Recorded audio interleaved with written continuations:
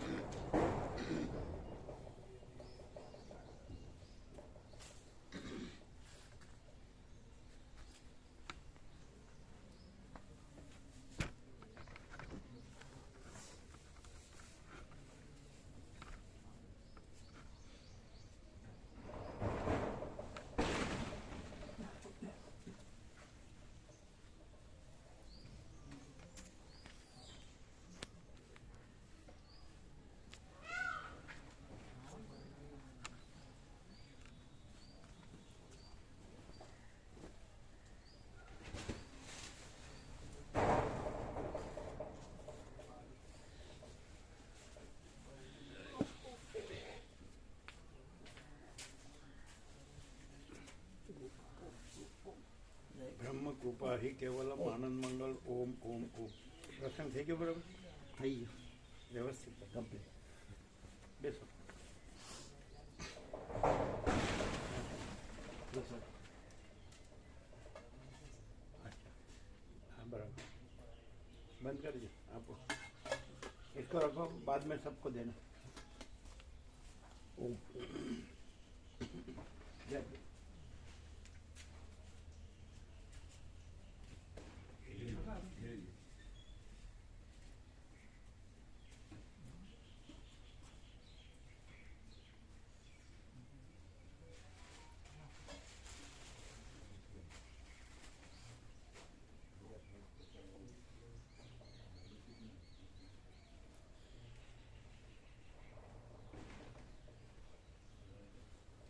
યોગમાં સીટ લેવાનું બાકી આપો બધાને. ક્યાં ગયા? કેતન પ્રભુ, जिसको યોગા સીટ બાકી નવું યોગા સીટ આવ્યું છે ને એમાં નિત્ય દર્શન છે સૌથી પહેલે પાને, એટલે બધાને આપો. અશ્વિન પ્રભુ બાકી છે ને? તમે લીધો? ભગા પ્રભુ બાકી છે. બીજા કોણ કોણ બાકી છે? બે ભાગ.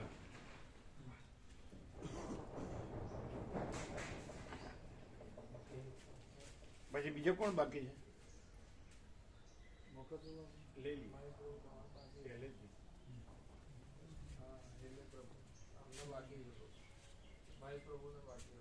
હા, એમને આપો.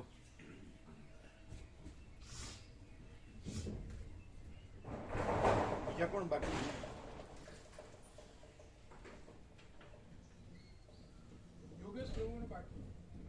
યોગેશ પ્રભુ આપો. કેટલા લાવવાના છે? ત્રણ ત્રણ ત્રણ સેટ.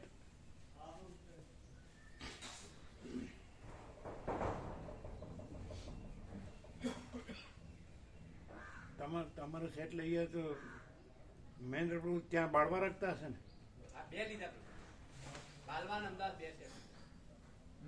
અને એમનું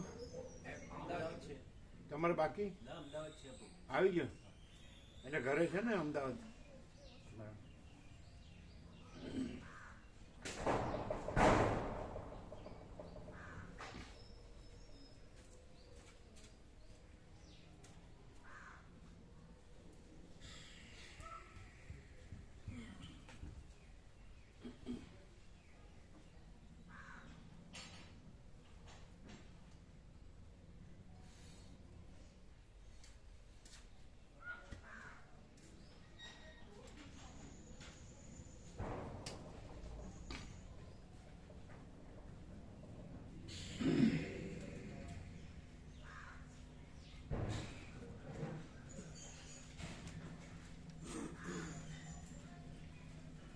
તમને સાંજે પ્રસાદ મળ્યો ને? પ્રસાદ મોકલ્યો તો મામા પ્રભુ જોડે મળ્યો? બેબીને મળ્યો કે નહીં? તમને પ્રસાદ મળ્યો? તમને મળ્યો? એટલે સાંજે પ્રસાદ મોકલ્યો તો?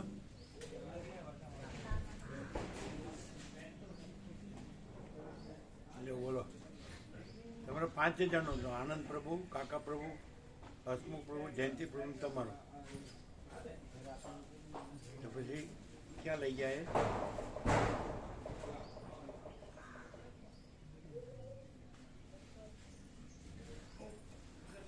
બેસો બેસો બેસો બેસો. બ્રહ્મ કૃપા હિ કેવલમ આનંદ મંગલ. ઓમ ઓમ ઓમ.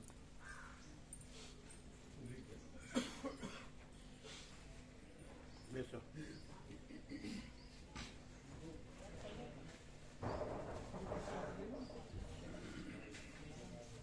કેમ છે તબિયત કોદર પ્રભુ? સારી સારી. એમ કાલે જવાનું છે બતાવવા. એમ આવતીકાલે જવાનું. પણ આમ બરાબર. આરામ બિલકુલ.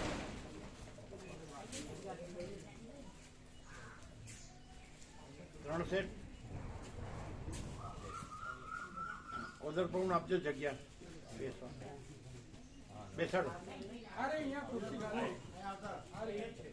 ના ના ત્યાં બરોબર છે.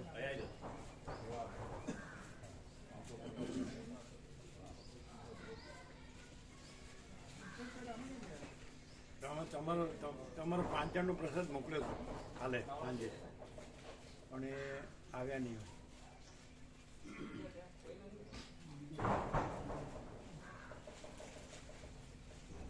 હવે તમારે લાડુ પ્રસાદ કેટલા છે?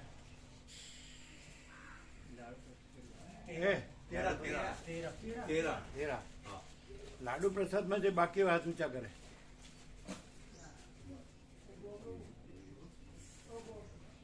હાથ ઊંચા કરો. 1 2 1. हाथ ऊंचा करो એટલે खबर पड़े. એટલે 13 का आधा आधा करके सबको दे दो. 50-50. હા પ્રભુ. અને સાંભળો, એમાં ભગા પ્રભુ લાવે છે ને સુખડી, એનો પીસ પણ એક એક મૂકી દો. હા. ભગા પ્રભુ લાવ્યા એ લાડુનો અડધો. હા આપી દો.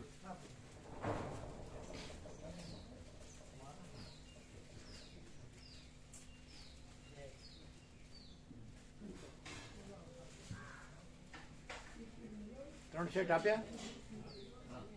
લાવ્યો दिया ने? नाम लिख लिया? नाम लिख लिया. એટલે આમ છે ને, એની કોસ્ટ છે, કિંમત 1500 છે, પણ ચીનું પ્રભુ 800 આપે છે સેવાના ભાવમાં. ખ્યાલ આવ્યો? ચીનું પ્રભુ 800 આપે છે સેવા, એટલે વ્યાપક લાભ લે બધા. કોને કોને લીધો? ત્રીજા કોને લીધો? યોગેશ પ્રભુ. 3 પાછળ. અચ્છા બરાબર. નામ લખી લીધા ને?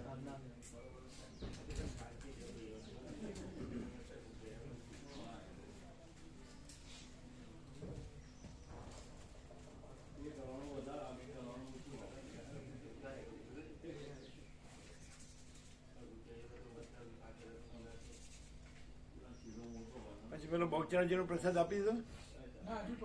એમાં મૂકો થોડું થોડું બધામાં.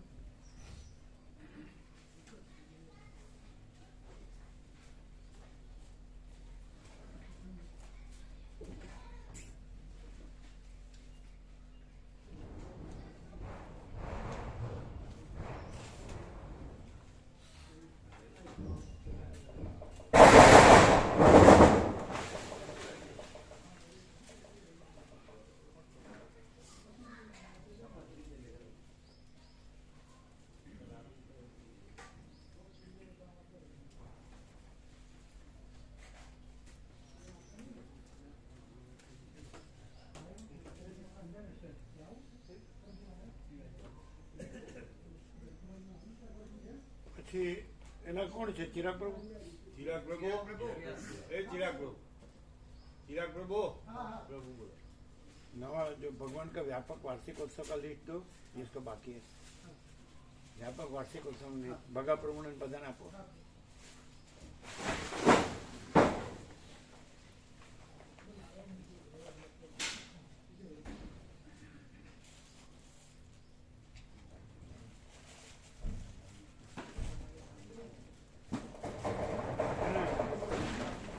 लिस्ट बाकी हो लो. भगा प्रभु आपो.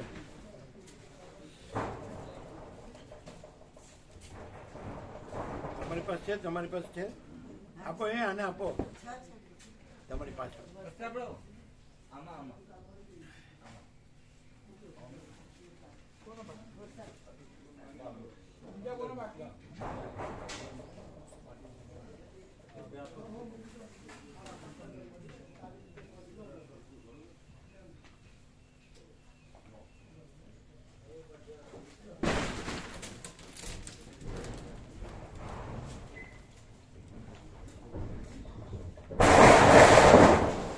નવું લીટ બાકી હોય લેજો.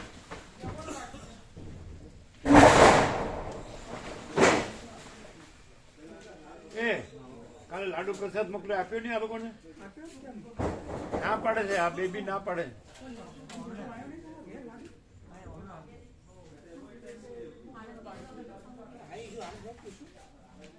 ક્યાં આવ્યો? હા નથી જો આને નથી મળ્યો લાડુ પ્રસાદ, એમને નથી મળ્યો. એમને નથી મળ્યો. રાત્રે આવ્યો એટલે હજી આપ્યો નહીં અમને. આવી ગયો ઘરે આવી ગયો. હવે પતી ગયો છે ને હવે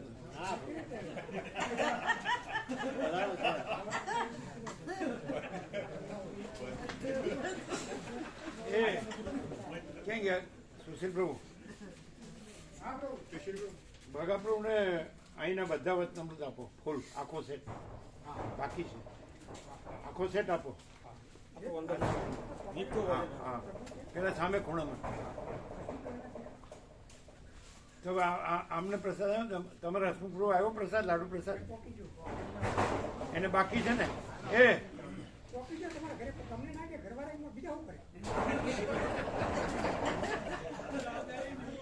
જો એ ના પાડે.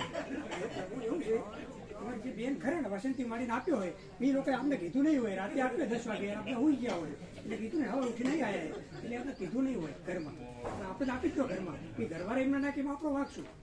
એટલે ઘરવાળાએ તમને ન આપ્યો? તમારે કોને બાકી? જયંતિ પ્રભુ મળે? જયંતિ પ્રભુ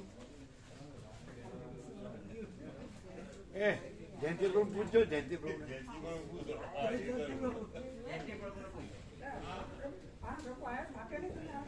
નથી મળ્યો, નથી. રાતે વહેલા હોય છે બરાબર, ત્રણ લાડવા ઉપર આને ઘરનું આપી દીધું. પછી એના ઘેરથી એને નહીં આપ્યો હોય ને રાતે હવે અડતારી અહીં આવ્યા હવે આપી દેશે. આનંદ પ્રભુ એમ ખાય નહીં, આપ્યા વગર લે નહીં એવો. આનંદ પ્રભુ પૂરો આપીને હા પતિ પરમેશ્વર.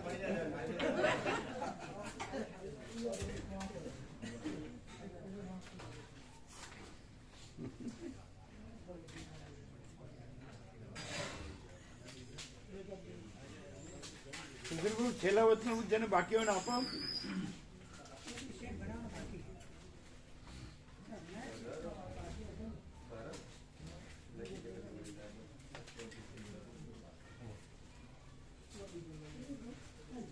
સુશીલ પ્રભુ કહ્યું કે છેલ્લા વચન જેને બાકી હોય ને આપો. લાડુ પ્રસાદ બાકી. હા હાથ ઊંચા કરજો. એ લાડુ પ્રસાદ બાકી, લાડુ પ્રસાદ, લાડુ પ્રસાદ બાકી. આપો આપો.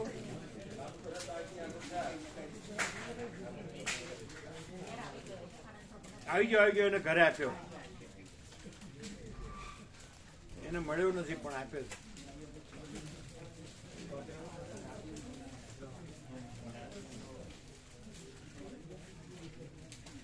નવા વતન જેને બાકી હોય લેજો.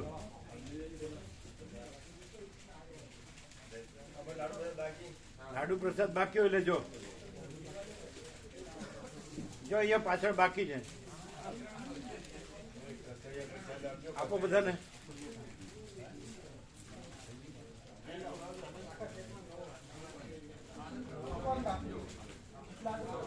લાડુ પ્રસાદ બાકી. અહીંથી આ નીચે બેઠા એમાં પાછળ આવ્યો લાડુ પ્રસાદ બાકી ને? હા બાળગોપાલ ને આવી જાઓ.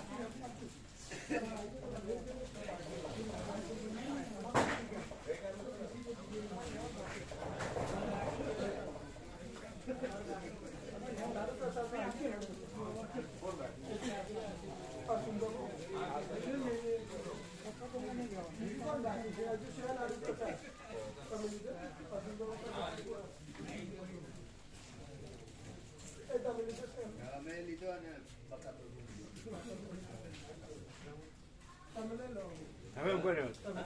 તમે બાકી છો ને? ના અમે લઈ લીધું કાલે તમે લઈ લો એટલે આવી ગયું. કે તમે લીધેલો? ના મળતો હોય પ્રભુ કઈ ગાડી. હા બરોબર. ઉભો રહ્યો. હવે કેટલા વધ્યા? છેલ્લો છે. કોથળી કેટલી વધી? પતી ગયો. ઢોળી. આ કોથળી બનાવી ને?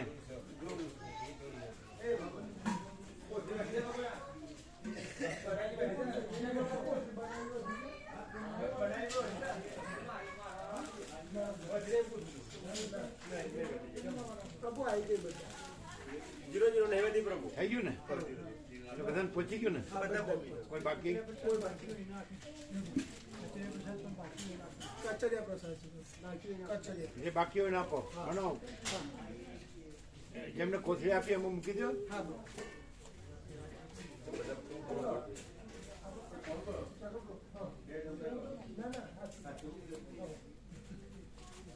જ્યારે લાગુ આપે ને ત્યારે આગળ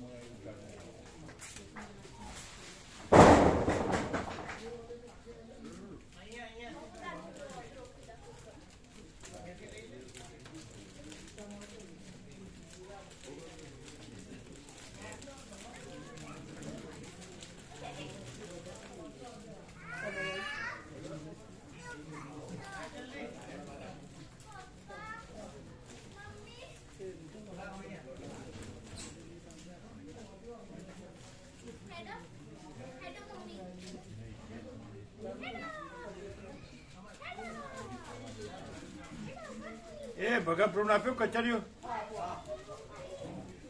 કચરિયો આપ્યો?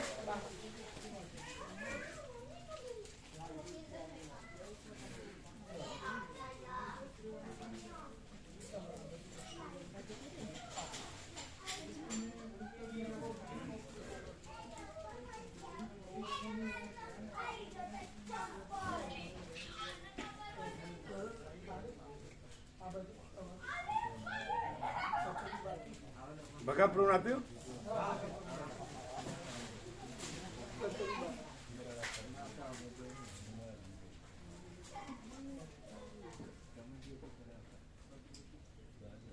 જીરો જીરો કરી ડબ્બો આનંદ પ્રભુ આપી દો.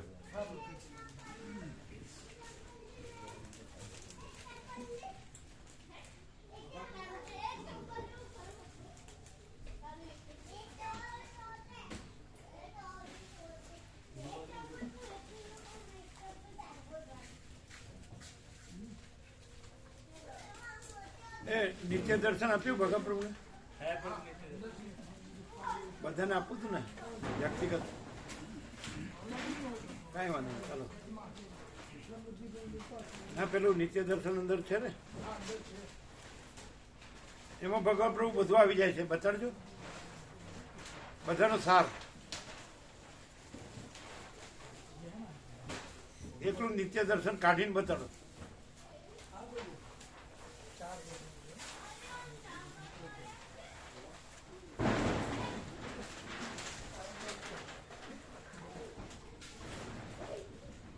બતાડ્યું કાઢીને? એમાં બધો સાર આવી જાય. એટલું એટલું હંમેશા પાસે રાખવાનું અને હંમેશા જોવાનું. એમાં બધું આવી જાય. અંદર ખોલો. હા, એમાં બધું આવી જાય. સંપૂર્ણ સાર. એ નિત્ય દર્શન બાકી હોય લીધો છે ને તમે બધા? પાસે આવી ગયો.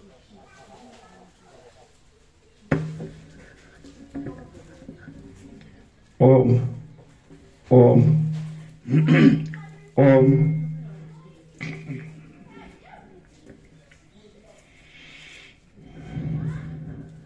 ઓમ ઓમ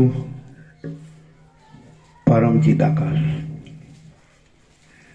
પરમ જ્યોતિ, અખંડ જ્યોતિ, મહાચિદાકાશ, સ્વયં પ્રકાશ, સંપૂર્ણ પ્રકાશ, પૂર્ણ બ્રહ્મ, અનંત તેજઘન, અનંત ચિદઘન, પરમાકાશ, केवल अनंत शुद्ध तेजघन परमाकाश अखिल आत्मा पूर्ण ब्रह्म परमात्मा परम चिदाकाश परम ज्योति अखंड ज्योति अनंत पूर्ण परम चिदाकाश परम शांति स्वयं सिद्ध स्वयं प्रकाश स्वयं पूर्ण स्वस्वरूप यही सब कुछ है, इसके सिवा कुछ नहीं है। शून्यभास अनंत कोटि महाकल्पो है ही नहीं। महाचिदाकाश स्वयं प्रकाश संपूर्ण प्रकाश महाचिदाकाश ज्योति अनंत अखंड अभेद महाचिदाकाश ज्योति महातत्व महासामान्य महाचिदाकाश स्वसंवेद्य सहज निर्विकल्प महाचिदाकाश परम कैवल्य परम शांति परम चिदाकाश अनंत पूर्ण निरपेक्ष सत्य अनंत संपूर्ण अपरिग्रह निर्भ्रांत निरपेक्ष वशिष्ठ राम उत्पत्ति प्रकरण राउंड 41मो राउंड। आद्य परब्रह्म सद्गुरु देव की जय। ओम श्री परमात्मने नमः। सद्ग्रंथों शिरोमणि श्री योग वासिष्ठ महारामायण उत्पत्ति प्रकरण सर्ग 27 पेज नंबर 181 पेज नंबर 181 सर्ग 27 લીલાને જ્ઞાનથી પોતાના પૂર્વજન્મનું સ્મરણ થયું। આ 27મા સર્ગમાં વિસ્મય પામેલી અને ફરીવાર પતિનું દર્શન કરવા ઈચ્છતી લીલાને સરસ્વતીએ પ્રબોધ દેતા લીલા પોતાના ઘણા જન્મોની વાત કરશે। વશિષ્ઠ બોલ્યા, પછી એ બે સ્ત્રીઓ તે પહાડી ગામની અંદર તે જ ઘરના મંડપમાંના આકાશમાં જ્યેષ્ઠ શર્મા આદિની સમીપમાં રહેલી છતાં જ તુરત બીજા લોકોની દ્રષ્ટિથી અદૃશ્ય થઈ ગઈ। તે ઘરના માણસો હવે આપણા ઉપર વંદની બે દેવીઓએ અનુગ્રહ કર્યો એમ સમજી દુઃખ રહિત થયા અને તે પોતપોતાના કાર્યોમાં લાગી ગયા। પછી સંકલ્પમય શરીરવાળી સરસ્વતીએ મંડપના આકાશમાં જ અંતર્ધાન થઈને રહેલી તે સંકલ્પમય શરીરવાળી અને વિસ્મયને લીધે કશું નહીં બોલતી લીલાને કહ્યું, લોકમાં જેમના સ્વપ્ન કે સંકલ્પ પરસ્પરને મળતા આવે છે તેમની તે સમયે પરસ્પર થયેલી વાતચીત ઉષાના અને અનિરુદ્ધના પરસ્પર થયેલા સ્વપ્નની વાતચીતની પેટે ઉપયોગમાં આવે એવી થાય છે। તે જ પ્રમાણે લીલાની અને સરસ્વતીની એ વાતચીત પરસ્પરને કામ લાગે એવી થઈ। જેમ સ્વપ્નમાં અને સંકલ્પના પૃથ્વી આદિ ભૂતો નાડીઓ અને પ્રાણ આદિ ન હોવા છતાં પણ પરસ્પર વાતચીત થાય છે, તેમ લીલાને અને સરસ્વતીને પણ પૃથ્વી આદિ ભૂતો નાડીઓ અને પ્રાણ આદિ ન હોવા છતાં પણ પરસ્પર નીચે પ્રમાણે વાતચીત થઈ। દેવી બોલ્યા, હે લીલા, જે જાણવાનું હતું તે સઘળું તારા જાણવામાં આવ્યું છે અને જે જોવાનું હતું તે સઘળું પણ જોવાઈ ચૂક્યું છે। આ બ્રહ્મની સત્તા એવા પ્રકારની જ છે। હવે તારે બીજું કાંઈ પૂછવાનું હોય તો તે કહે।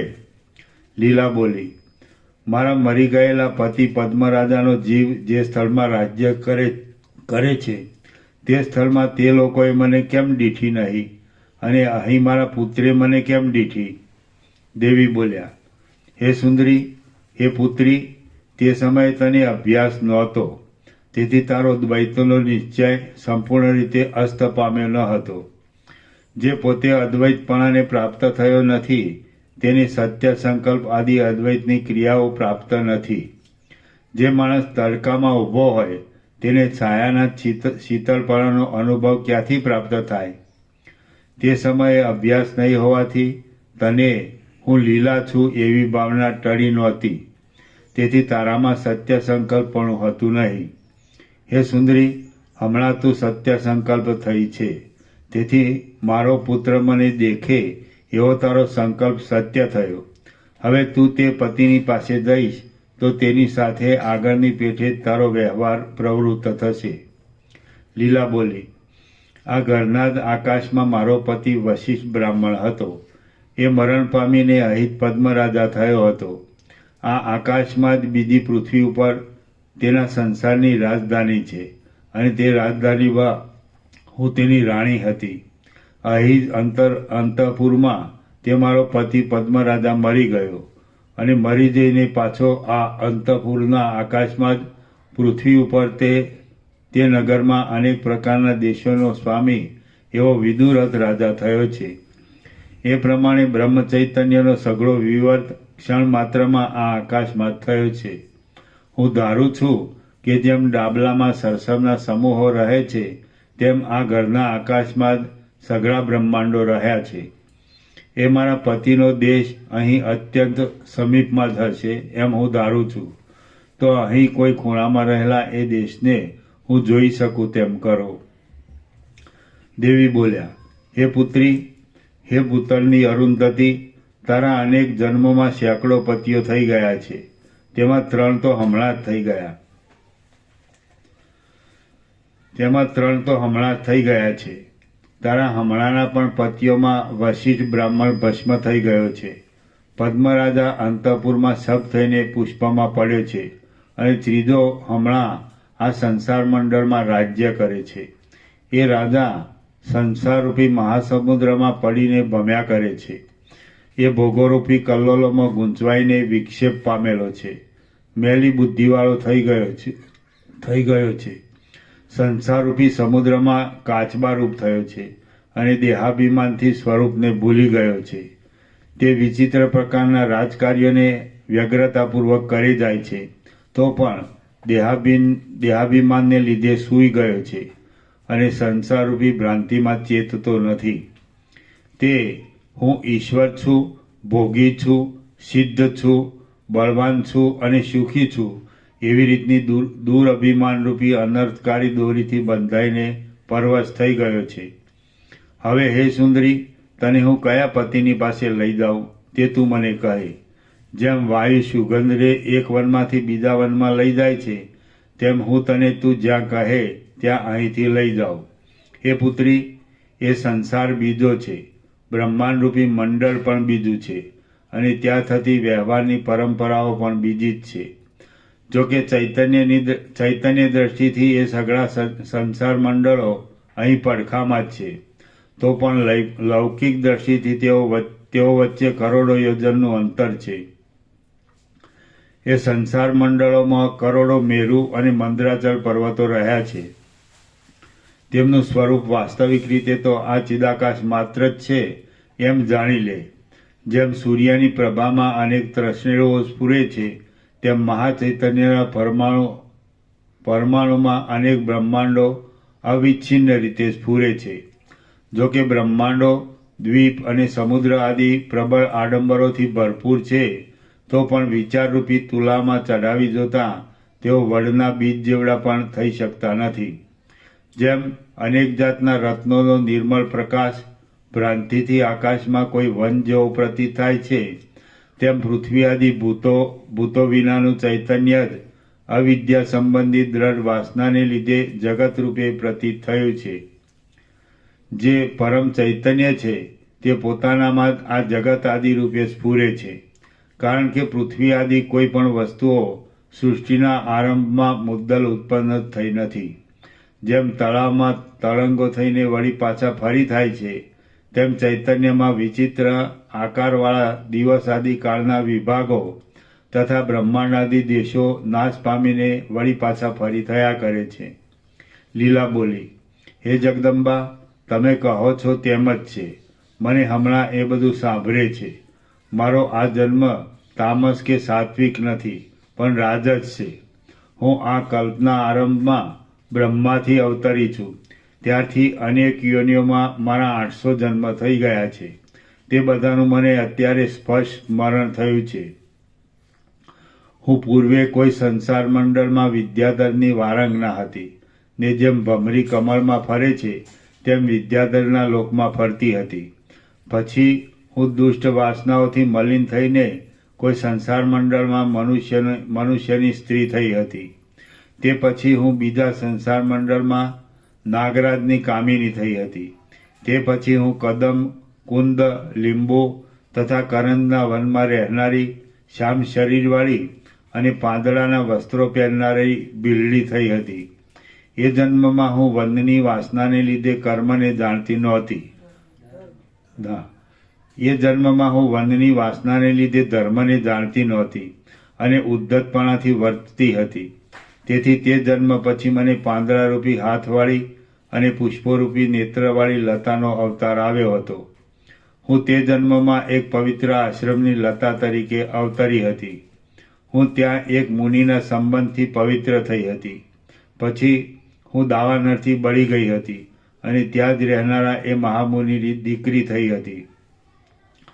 તે પછી પુરુષપણું આપે અને સુખ આપે એવા કર્મો પાકવાને લીધે હું 100 વર્ષ સુધી સોરઠ દેશમાં મોટી સંપત્તિવાળો રાજા થતા રાજાના એ અવતારમાં મેં કેટલાક દુષ્ટ કર્મો કર્યા. તેથી તે પછી હું તાળીઓના વૃક્ષોવાળા જળમય દેશમાં 9 વર્ષ સુધી નોળિયણ થઈ હતી અને તે અવતારમાં મારું અંગ કોઢથી બગડી ગયું હતું. હે દેવી, તે પછી મેં સોરઠ દેશમાં મોતને લીધે 8 વર્ષ સુધી ગાયનો અવતાર ભોગવ્યો હતો. તે અવતારમાં મેં દુષ્ટ, મૂર્ખ અને બાળક એવા ગોવાળોના માર ખાધા હતા અને તેમને પછવાડે દોડાવવા આદિ વિનોદ પણ કર્યા હતા. તે પછી વનની પૃથ્વીમાં મને પક્ષીણીનો અવતાર આવ્યો હતો. તે અવતારમાં વિનાકારણ વેર વધારનારા પારધીએ મારા ઉપર ઝાડ નાખી હતી. જ્ઞાની જેમ અધમ વાસનાઓને સાધનોના મોટા પરિશ્રમથી તોડી નાખે છે તેમ મેં ઘણા પ્રયત્નોથી તે ઝાડને તોડી નાખી હતી. તે પછી મને ભમરીનો અવતાર આવ્યો હતો. એ અવતારમાં હું ભ્રમરની સાથે પુષ્પોના કેસરાઓરૂપી શૈયાઓમાં વિશ્રામ લેતી હતી અને કમળોની કળીઓની અંદર બેસીને એકાંતમાં તે કમળોના કેસરાઓને ખાતી હતી. તે પછી મને મનોહર નેત્રવાળી હરણીનો જન્મ પ્રાપ્ત થયો હતો.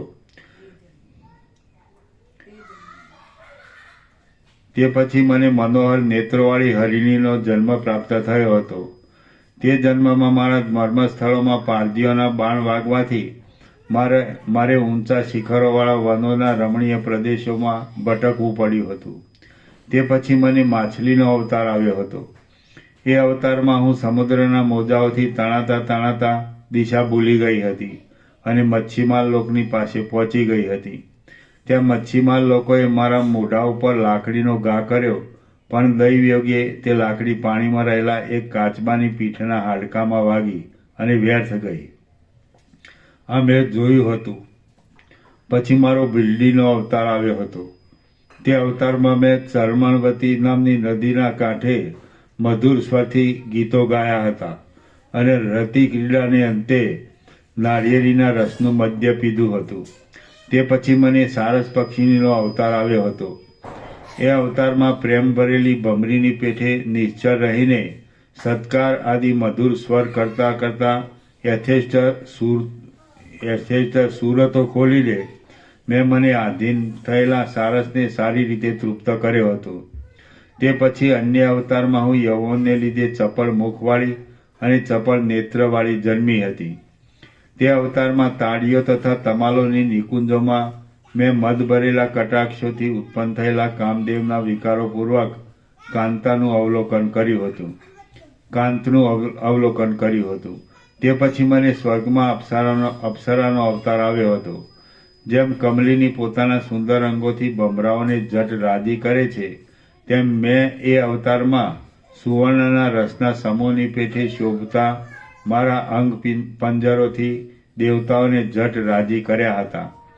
એ અવતારમાં જ મેં મણિયો, સુવર્ણો, માણિક્યો અને મોતીઓના સમૂહથી શોભતી પૃથ્વીવાળા મેરુ પર્વત ઉપર કલ્પવૃક્ષોના વનની અંદર યુવાનની સાથે રમણ કર્યું હતું. તે પછી મને કાચબીનો અવતાર આવ્યો હતો. એ અવતારમાં હું તરંગોથી વ્યાપેલા પ્રદેશોવાળી તથા ગુચ્છો અને લતાઓથી શોભતી સમુદ્ર તીર ઉપરની એક વન ગુફામાં લાંબા કાળ સુધી રહી હતી. તે પછી મને રાજહંસીનો અવતાર આવ્યો હતો. એ અવતારમાં મેં ઊંચા ઉછળતા તરંગોવાળા તળાવોમાં મારા પીછડારૂપ ચંચળ વસ્ત્રો ઉપર કમળોની ભ્રાંતિથી બેઠેલા પ્રેમભર્યા ભ્રમરોને ઝુલાવ્યા હતા અને એમ રાજહંસી પણ ભોગવ્યું હતું. એક વખત શિમળાના ઝાડનું એક પાંદડું પવનથી હાલતું હતું. તે ઉપર ઘણા પતંગિયા બેસીને ઝૂલતા હતા. તેમાંથી એક પતંગિયું છૂટું પડી ગયું અને ઘણી ભીડને લીધે તે પાંદડા ઉપર પાછું બેસી શક્યું નહીં. આ મેં તે રાજહંસીના અવતારમાં મરવાના સમયે જોયું હતું. આથી મને રાજહંસીના અવતાર પછી પતંગિયાનો અવતાર આવ્યો હતો અને તે અવતારમાં હું ઘણા જ કંગાલપણાથી વર્તી હતી. તે પછી મને નદીને કાંઠે નેતરના ઝાડનો અવતાર આવ્યો હતો. એ અવતારમાં ઊંચા ઉછળતા તરંગોવાળી પહાડી નદીના તરંગોના અગ્રભાગોના સ્પર્શથી મારે વારંવાર આમ તેમ હાલવું પડ્યું હતું. તે પછી મને ગંધમાદન પર્વતના કલ્પવૃક્ષોના સ્થાનમાં વિદ્યાધરીનો અવતાર આવ્યો હતો. એ અવતારમાં મેં વિદ્યાધરોના કેટલાક કામાતુર કુમારોને મારા પગમાં નમાવ્યા હતા. તેમજ ત્યાં જેમ ચંદ્રની કાંતિ ચંદ્રના પ્રતિબિંબોમાં આમ તેમ ગોથા ખાધા કરે છે, તેમ મેં પણ તેમના વિયોગથી આતુર થઈને વિરહની શાંતિને અર્થે કપૂર વેરેલી સેજોમાં ઘણા કાળ સુધી ગોથા ખાધા કર્યા હતા. સંસારરૂપી લાંબી નદીની ચંચળ લહેરોથી ઊંચી નીચી એવી અનેક સ્થિતિઓને હું પામી હતી અને તેથી મારું ચિત્ત વ્યાકુળ થયું હતું. આમ જેમ વાયુવેગી જાતની હરિણી પોતાનો અટક્યા વિના વાયુના પ્રવાહને અનુસરવાનો સ્વભાવ હોવાથી ચારે બાજુ ભમ્યા કરે છે, તેમ હું પણ અનેક પ્રકારના હજારો દુઃખોથી ભરેલી યોનિઓમાં ભમી ભટકી છું. શ્રી યોગ વાસિષ્ઠ મહારામાયણમાં ઉત્પત્તિ પ્રકરણનો લીલાના આખ્યાન સંબંધી જન્માંતર વર્ણન નામનો સર્ગ 27મો સમાપ્ત. સર્ગ 28મો દ્રશ્યનું મિથ્યાપણું અને પર્વત તથા પહાડી ગામનું વર્ણન.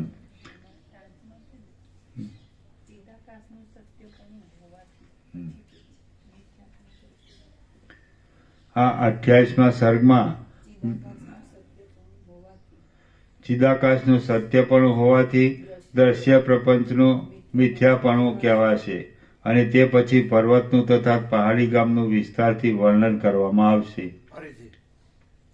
આ 28મા સર્ગમાં ચિદાકાશનું સત્યપણું હોવાથી દ્રશ્ય પ્રપંચનું મિથ્યાપણું કહેવાશે અને તે પછી પર્વતનું તથા પહાડી ગામનું વિસ્તારથી વર્ણન કરવામાં આવશે. રામ બોલ્યા, કરોડો યોજનની જાડાઈવાળી ઘાટી અને વજ્ર જેવી દ્રઢતાવાળી બ્રહ્માંડની ભીંતમાંથી એ બે સ્ત્રીઓ શી રીતે નીકળી શકી હતી? વશિષ્ઠ બોલ્યા, બ્રહ્માંડ હતું જ ક્યાં, તેની ભીંત હતી જ ક્યાં, તેમાં વળી વજ્રના જેવી દ્રઢતા હતી જ ક્યાં, કશું હતું જ નહીં. એ બે દેવીઓ તો અંતઃપુરના આકાશમાં જ ઊભી હતી. એ જ પહાડી ગામમાં અને તે જ ઘરના આકાશમાં વશિષ્ઠ નામનો તે બ્રાહ્મણ રાજ્ય ભોગવતો હતો. તે જ મંડપના આકાશનો જે ખૂણો શૂન્ય હતો તેને એ બ્રાહ્મણ રાજા થઈને 4 સમુદ્રરૂપી છેડાવાળું ભૂતળ દેખતો હતો. એ આકાશમાં ભૂતળ હતું. એ ભૂતળમાં રાજધાની હતી અને તે રાજધાનીના મોટા મહેલમાં તે અરુંધતી લીલા થઈને રહેતી હતી. તે જ લીલાએ સરસ્વતીની પૂજા કરી હતી અને તેમને વશ કર્યા હતા. તેથી લીલા સરસ્વતીની સાથે ઘણા આશ્ચર્યથી મનનું આકર્ષણ કરનારા બ્રહ્માંડમાં આકાશનું ઉલ્લંઘન કરીને ગઈ હતી. તે બ્રહ્માંડ તે જ ઘરના ઉદરમાં એક વેદ જેટલા આકાશમાં હતું. એ બ્રહ્માંડમાંથી નીકળી તે બીજા બ્રહ્માંડમાં આવી અને પછી પહાડી ગામમાં પોતાના ઘરની અંદર આવી ઊભી રહી. જેમ શૈયામાં સૂતેલો એક સ્વપ્નમાંથી બીજા સ્વપ્નમાં જઈને બીજી શૈયામાં સૂવે છે, તેમ લીલા પણ એક બ્રહ્માંડમાંથી નીકળી બીજા બ્રહ્માંડમાં જઈને ત્યાં પોતાના ઘરમાં આવી. એ સઘળું આભાસ માત્ર હતું. વાસ્તવિક રીતે તે આકાશની પેઠે શૂન્ય જ હતું. ત્યાં બ્રહ્માંડ હતું નહીં, સંસાર હતો નહીં, ભીંત આદિ હતું નહીં અને દૂરપણું પણ હતું જ નહીં.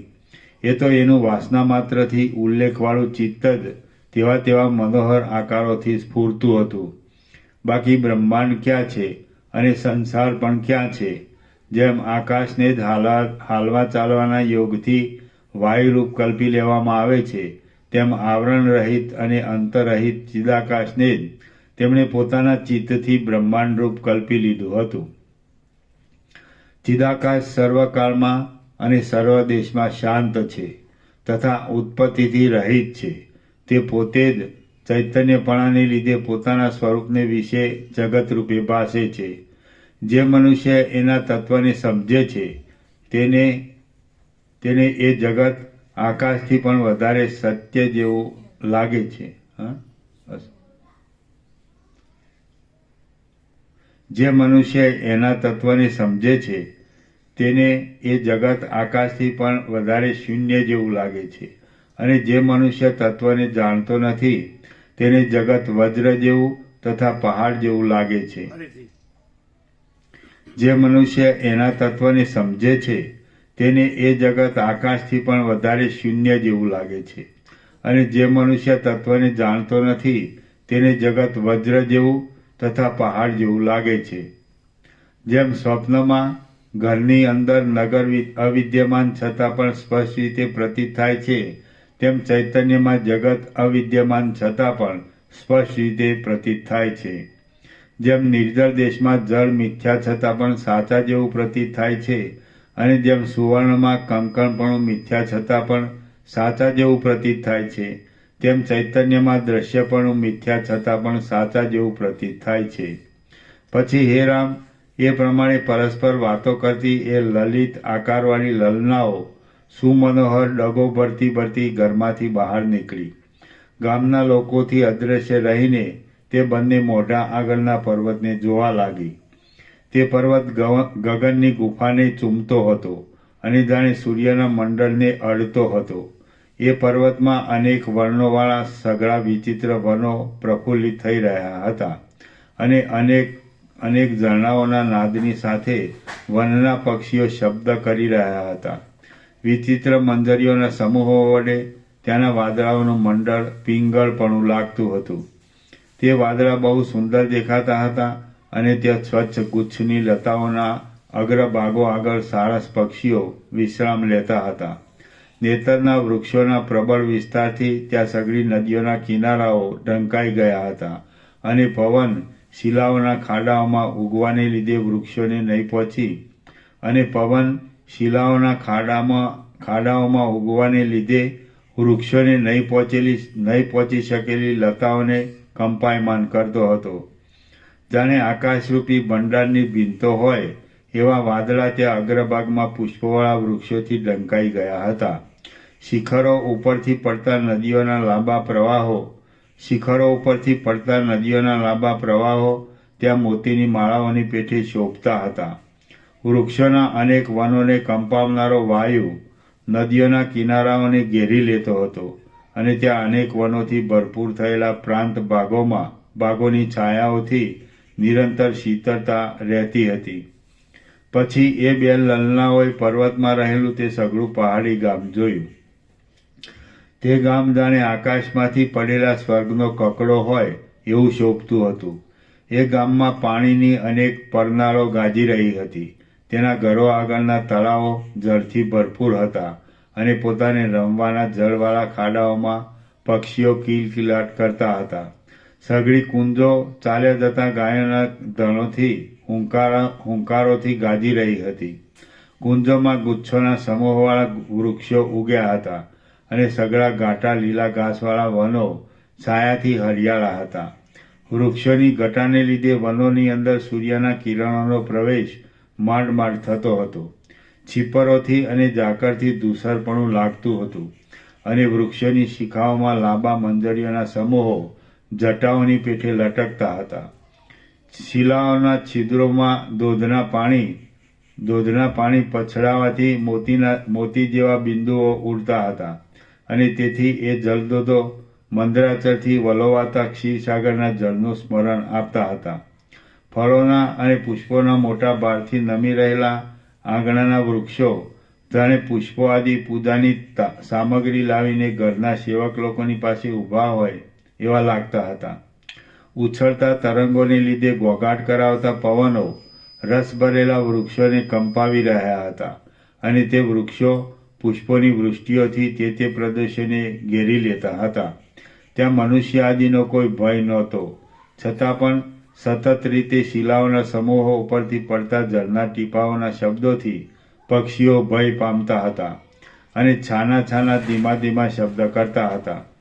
ઉછળતા તરંગોના સપાટાઓથી થાકી રહેલા અને જળબિંદુઓનો સ્વાદ લેવામાં આકુર થયેલા હંસો જાણે નદીમાં નક્ષત્રો ફરતા હોય એવા લાગતા હતા.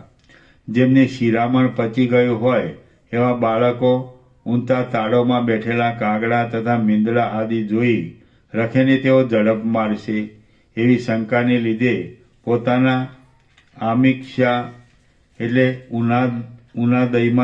ઉના દૂધમાં દહીં નાખીને તૈયાર કરવામાં આવતું એક ભોજન આમિક્ષાને સંતાડી રાખતા હતા. ગામના બાળકોએ પુષ્પોના ટોપ અને પુષ્પોના વસ્ત્રો પહેર્યા હતા.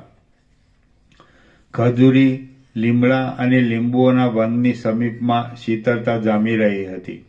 અતસી જાતના ઝાડના રેસાઓના લુગડા વણીને પહેરનારી અને ભૂખથી દુબળી થયેલી એવી ગામની હલકી વર્ણની સ્ત્રીઓ કાનમાં વૃક્ષોની મંજરીઓને ખોસીને ગલીઓમાં આમ તેમ ફર્યા કરતી હતી.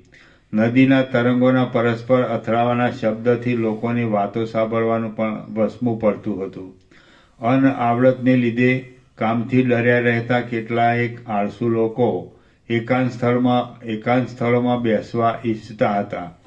જેમના મોઢા, હાથ અને ખભા દહીંથી ખરડાયેલા હતા, જેમણે ગળામાં પુષ્પોની ઘાટી લતાઓને પહેરી હતી, જેઓ નાગા હતા અને જેઓ છાણથી ખરડાયેલા હતા એવા બાળકો ત્યાં ચૌટામાં ભીડ કરીને રમતા હતા. નદીના કિનારાઓ પર લીલા ખડવાળી પૃથ્વીમાં ઉગેલી લતાઓને ઝૂલે ઝૂલાવતા તરંગોએ ત્યાં પાણીને આડે માર્ગે વહેવડાવ્યા હતા અને તેમની રેખાઓ રેતીના ભાગોમાં ઉઠી રહી હતી. દહીંના અને દૂધના ઘાટા સુગંધથી મત થયેલી માખીઓ તે પદાર્થો ઉપરથી માંડ ઉડતી હતી.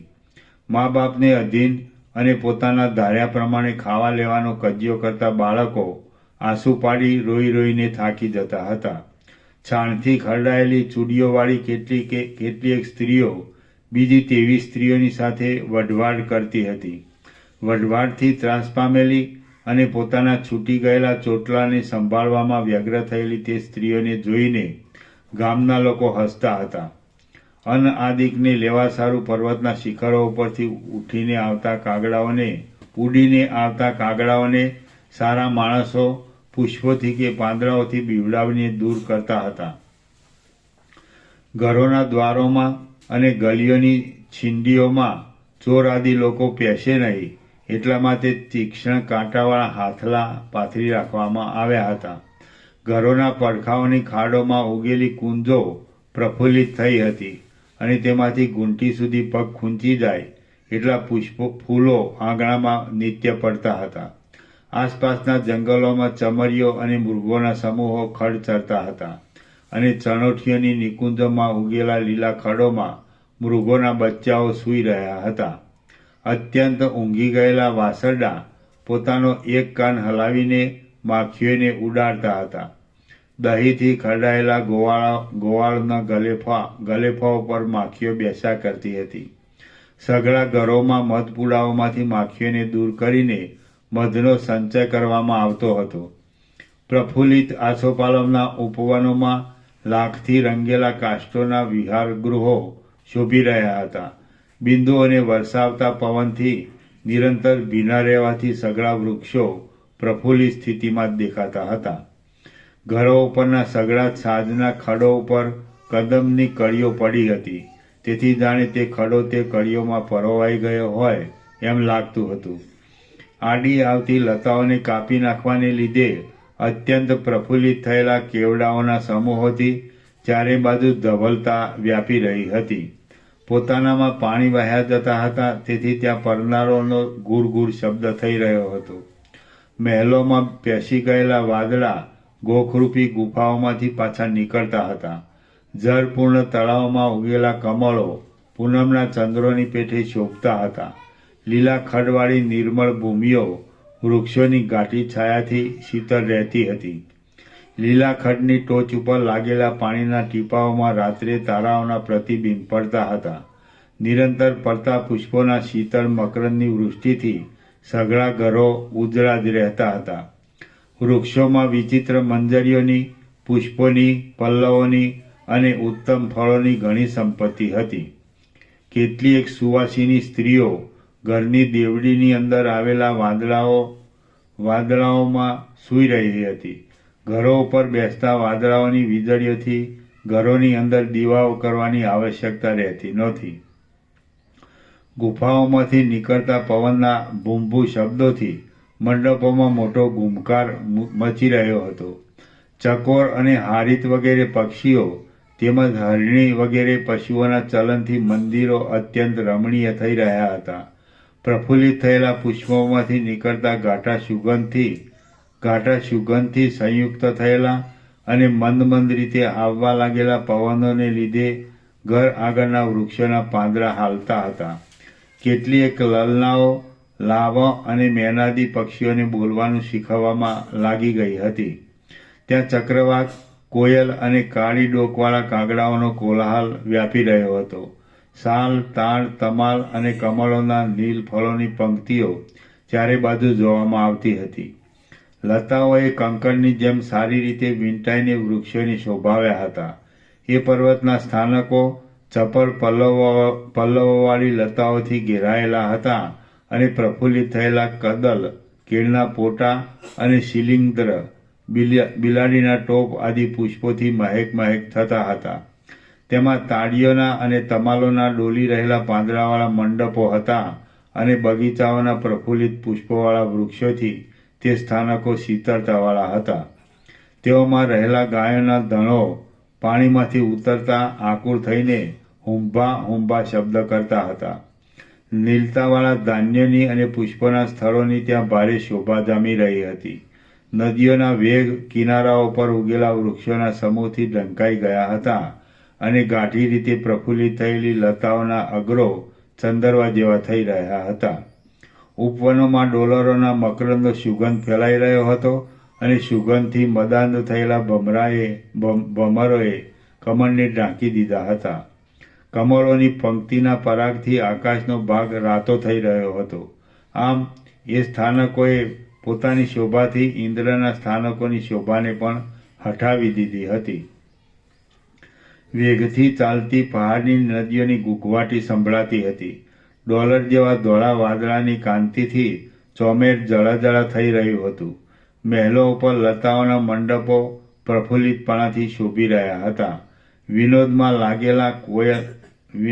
લાગેલા કોયલ પક્ષીઓ મધુર ધ્વનિ કરતા હતા. યુવાન પુરુષો પ્રફુલ્લિત પુષ્પોની પાંખડીઓની સૈયાઓમાં સૂતા હતા. વિલાસીની સ્ત્રીઓએ પોતાના પગ સુધીની માળાઓ પહેરી હતી. સર્વ સ્થળોમાં સુંદર નવીન અંકુરોની શોભા થઈ રહી હતી. શોભી રહેલી ઉત્તમ લતાઓના ઘેરાવાને લીધે યાચક લોકો અંદર જવામાં વ્યાકુળ થતા હતા. ઉત્પન્ન થયેલી કોમળ લતાઓ અને કમળો ચારે બાજુ ગીચ છવાયા હતા. ઘરો વાદળાઓરૂપી વસ્ત્રોથી વીંટાઈ રહ્યા હતા. લીલા ખડની ભૂમિઓમાં ઝાકળના ટીપાઓરૂપી મોતીના હારો આનંદ આપતા હતા. મહેલ ઉપર બેઠેલા વાદળાઓની વીજળીઓથી સ્ત્રીઓ ગભરાતી હતી. ચારે બાજુ નીલકમલોની સુગંધ ફેલાઈ રહી હતી. લીલા ખડ ખાવાની સજ્જ થયેલી ગાયો હુંકાર શબ્દોથી મનનું આકર્ષણ કરતી હતી. ઘરોના આંગણાઓમાં વિશ્વાસ પામેલા હરિણોના બચ્ચા ફરતા હતા. ઝરણાઓના ઘાટા બિંદુઓ પડવાથી મેઘની ભ્રાંતિને લીધે મોર ભારે નાચ કરતા હતા. સુગંધીથી મત થયેલા પવનથી સઘળો ખેદ દૂર થઈ જતો હતો. શિખરો ઉપર જ્યોતિર્લતા નામની ઔષધિઓ દીવાઓની પેઠે પ્રકાશતી હતી. તેથી લોકો દીવાઓને ભૂલી જતા હતા.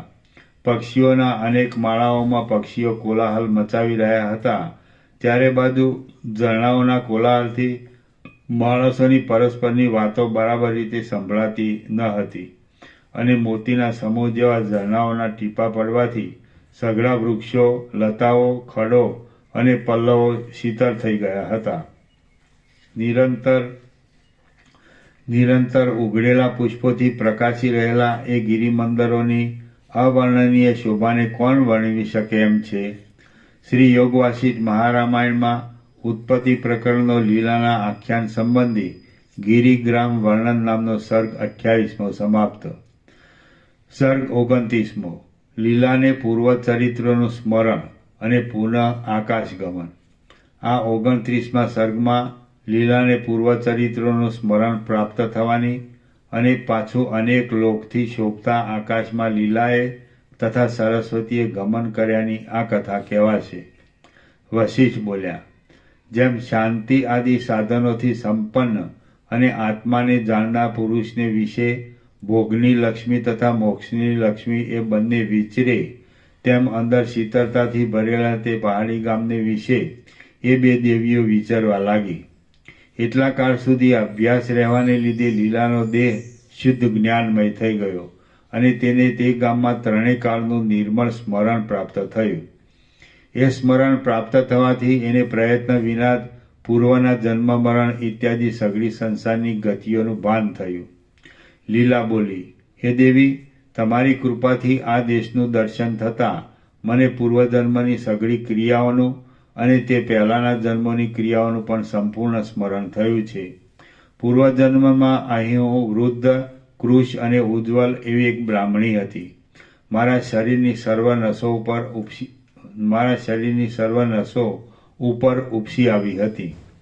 ત્યાં સૂકા દર્ભોની અણીઓ વાગવાથી મારા હાથ પેટ ખરસટ થઈ ગયા હતા. હું પતિના કુળની સ્થિતિ સાચવનારી પત્ની હતી. હું દૂધ દોહવામાં અને દહીં છાશ વલોવામાં અત્યંત કાળજી રાખતી હતી. મને અનેક પુત્રો થયા હતા અને હું અતિથિઓને પ્રસન્ન કરતી હતી. હું દેવતાઓની, બ્રાહ્મણોની તથા મહાત્માઓની સેવા કરતી હતી અને દહીં તથા ઘી આદિ ગોરસોથી અંગે ખરડાયેલી રહેતી હતી.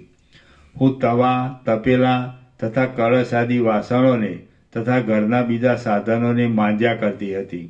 હાથના કાડામાં પહેરી રાખેલી મારી એકની એક કાચની બંગડી રાધેલા આંદોની ઝીણી ઝીણી કણીઓથી ખરડાયેલી રહેતી હતી. હું જમાઈઓ, દીકરીઓ, જેઠ, દિયર અને સાસુ સસરાનું સન્માન કર્યા કરતી હતી. વહુઓને તથા દાસીઓને આદિને હું તમે આ કામમાં બહુ વાલ લગાડી તમે કેમ મોડું કર્યું એવા ઠપકા આપ્યા કરતી હતી અને કામકાજમાં નિરંતર વ્યગ્ર રહેતી હતી. જીવતા સુધી ઘરની ચાકરી કરવામાં જ મારા રાત્રિ દિવસ ગયા હતા. હું કોણ છું અને આ સંસાર શું છે એવો વિચાર મને સ્વપ્નમાં પણ આવતો ન હતો. જીવતા સુધી ઘરની ચાકરી કરવામાં જ મારા રાત્રિ દિવસ ગયા હતા. હું કોણ છું અને આ સંસાર શું છે એવો વિચાર મને સ્વપ્નમાં પણ આવતો ન હતો. હું કોણ છું અને આ સંસાર શું છે એવો વિચાર મને સ્વપ્નમાં પણ આવતો ન હતો. વેદિયા ઢોર જેવા અને અશુદ્ધ બુદ્ધિવાળા મારા પતિ પણ મારી પેઠે જ કામકાજમાં રચ્યા પચ્યા રહેતા હતા. વેદિયા ઢોર જેવા અને અશુદ્ધ બુદ્ધિવાળા મારા પતિ પણ મારી પેઠે જ કામકાજમાં રચ્યા પચ્યા રહેતા હતા.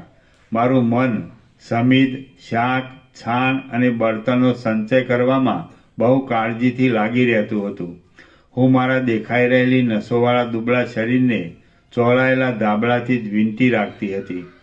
વાછરડીના કાનના મૂળમાં પડેલી ઈતળીઓ તથા ઝીંગોડાઓને કાઢવામાં હું તત્પર રહેતી હતી અને ઘરના વાડામાં કરેલા શાકના ક્યારાઓને પાણી પાવા સારું હું ઘરના માણસો પાસેથી પાણી ભરેલા ઘડા જલ્દી માગ્યા કરતી હતી.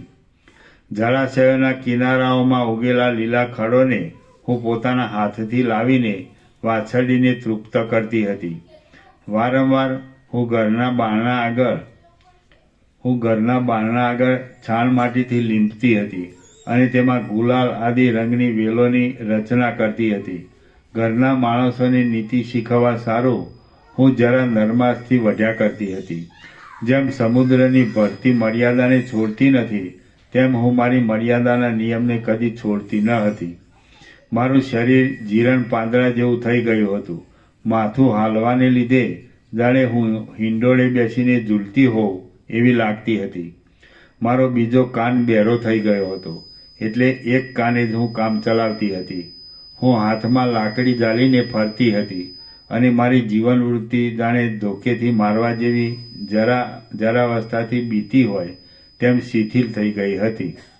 વશિષ્ઠ બોલ્યા, હે રામ, સરસ્વતીની સાથે પહાડી ગામમાં ફરતા ફરતા લીલા એ પ્રમાણે વાતો કરવા લાગી અને વિસ્મય પામીને સરસ્વતીની નીચે પ્રમાણે તે સ્થળો અને માણસો આદિ બતાવવા લાગી. લીલા બોલી, હે દેવી, આ મારી પાટલ વૃક્ષોના સમૂહથી શોભી રહી ફૂલવાડી છે.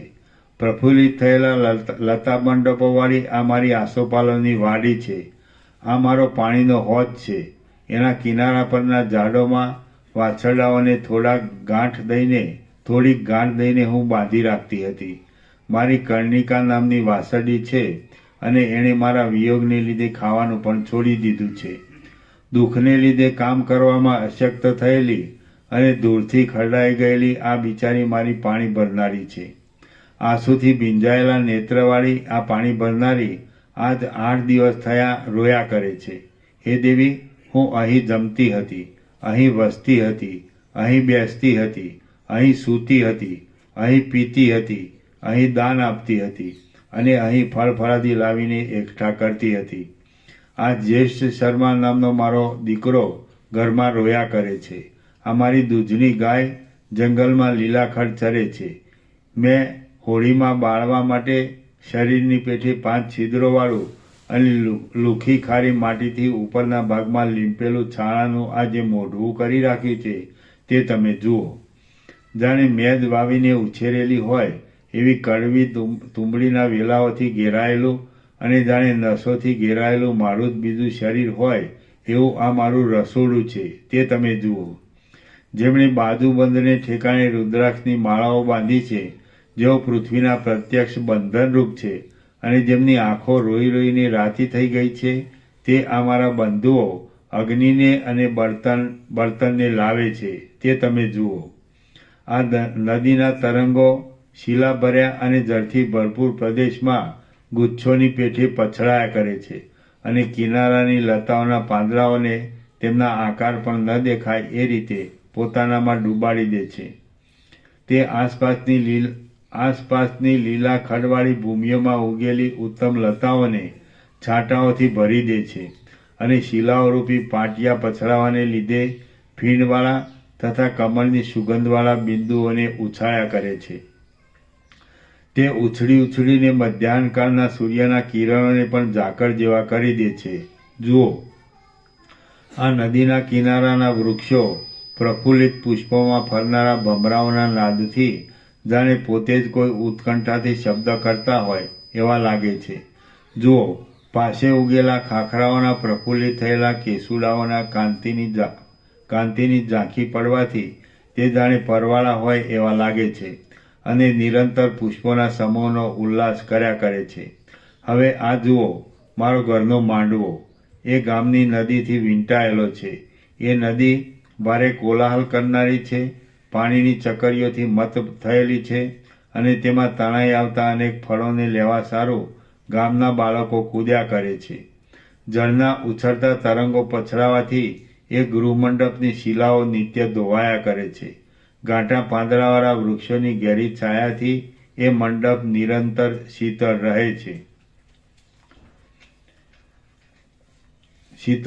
છે અને પ્રફુલ્લિત થયેલી લતાઓ વીંટાવાથી તે સુંદર લાગે છે. એ મંડપના ગોખો પડતા ફળોથી, પુષ્પોથી અને ગુચ્છોથી ઢંકાયેલા રહે છે.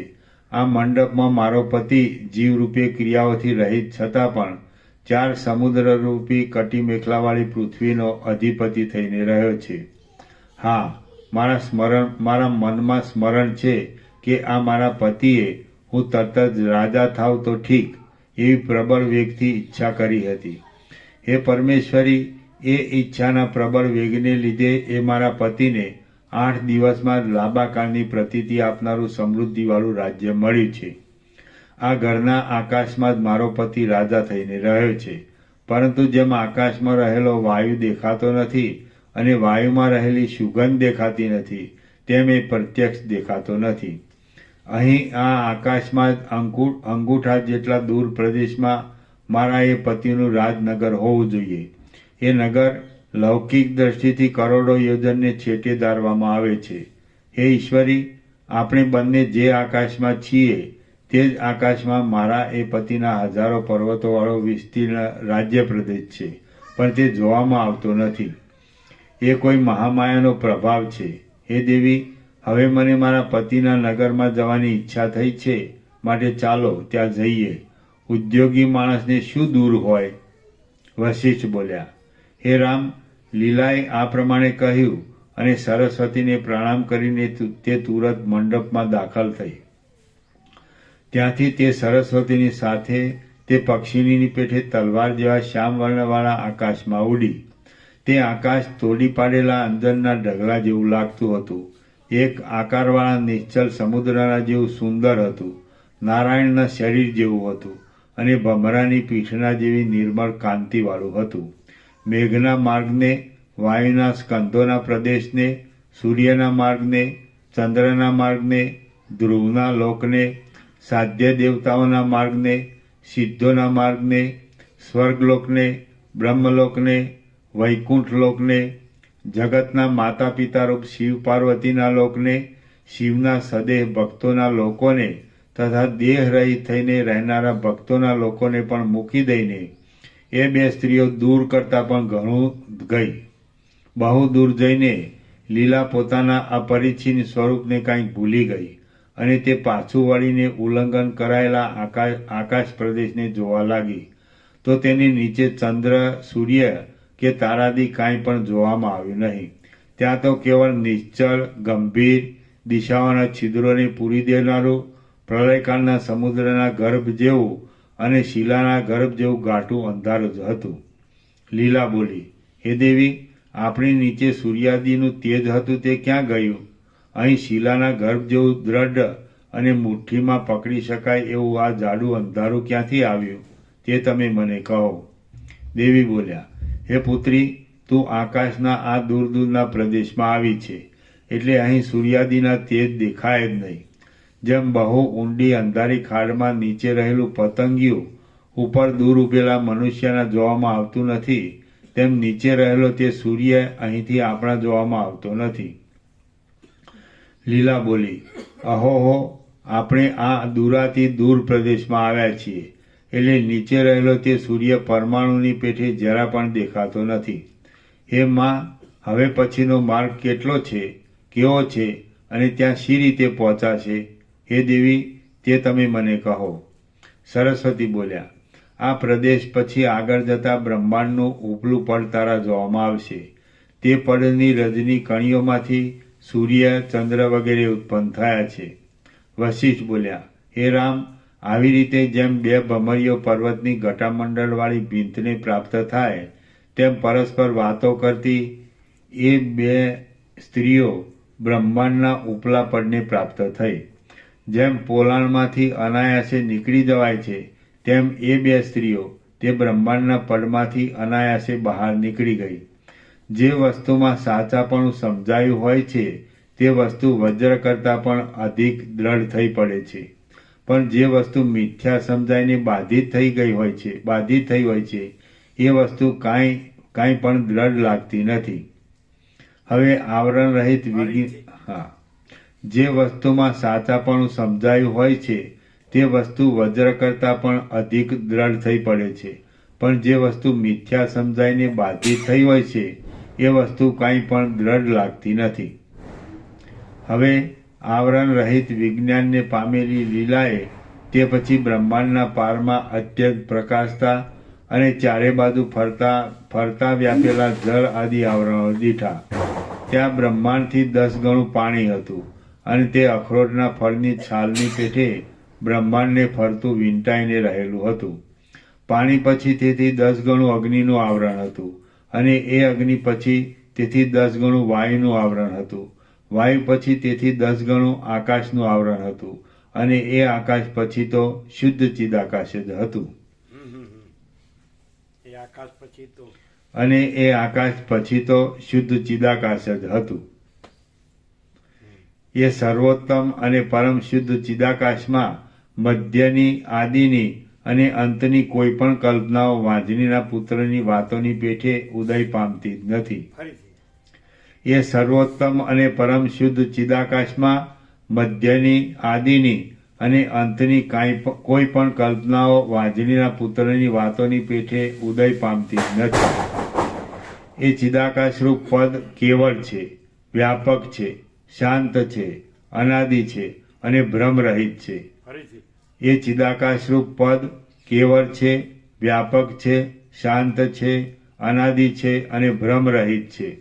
તે આદિથી, અંતથી તથા મધ્યથી રહિત છે. ફરીથી તે આદિથી, અંતથી તથા મધ્યથી રહિત છે, અને પોતાના અપરિચ્છિન્ન સ્વરૂપમાં રહે છે. હા ફરીથી અને પોતાના અપરિચ્છિન્ન સ્વરૂપમાં રહે છે. હે રામ, એ નિર્મળ આકાશ એવું તો અપરિચ્છિન્ન છે કે તેમાં જો કદાચ ઉપરથી એક શિલા મોટા વેગથી કલ્પ સુધી નીચે પડ્યા જ કરે, નીચેથી ગરુડજી મોટા વેગથી કલ્પ સુધી ઊંચે ચડ્યા જ કરે, અથવા માપવામાં સમર્થપણાનું અભિમાન ધરાવીને પવન બંને બાજુ સરખા વેગથી ચાલ્યા જ કરે, તો પણ તેઓ એના કોઈ છેડાને પામી શકે એમ નથી. ફરીથી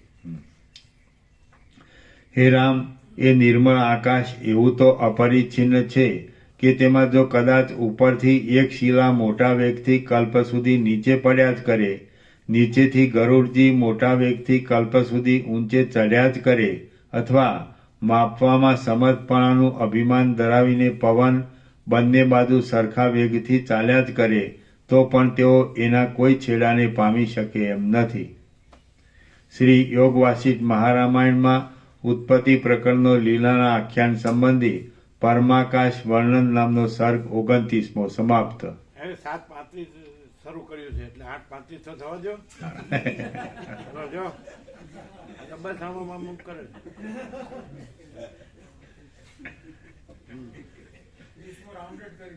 સર્ગ 30મો. લીલાએ ચિદાકાશમાં હે 30મો અધ્યાય રાઉન્ડેડ કરી નાખો. 29 યાદ ના રહે, 30 યાદ રહે. એટલે 30માં આવ્યા ને. હા જો આમાં પ્રભુ બાય ઓર્ડર 30 છે 3 એટલે પરબ્રહ્મ અખંડ સચ્ચિદાનંદ, અને રમણ જયંતિ છે એ 30 ડિસેમ્બર હવે આવે છે.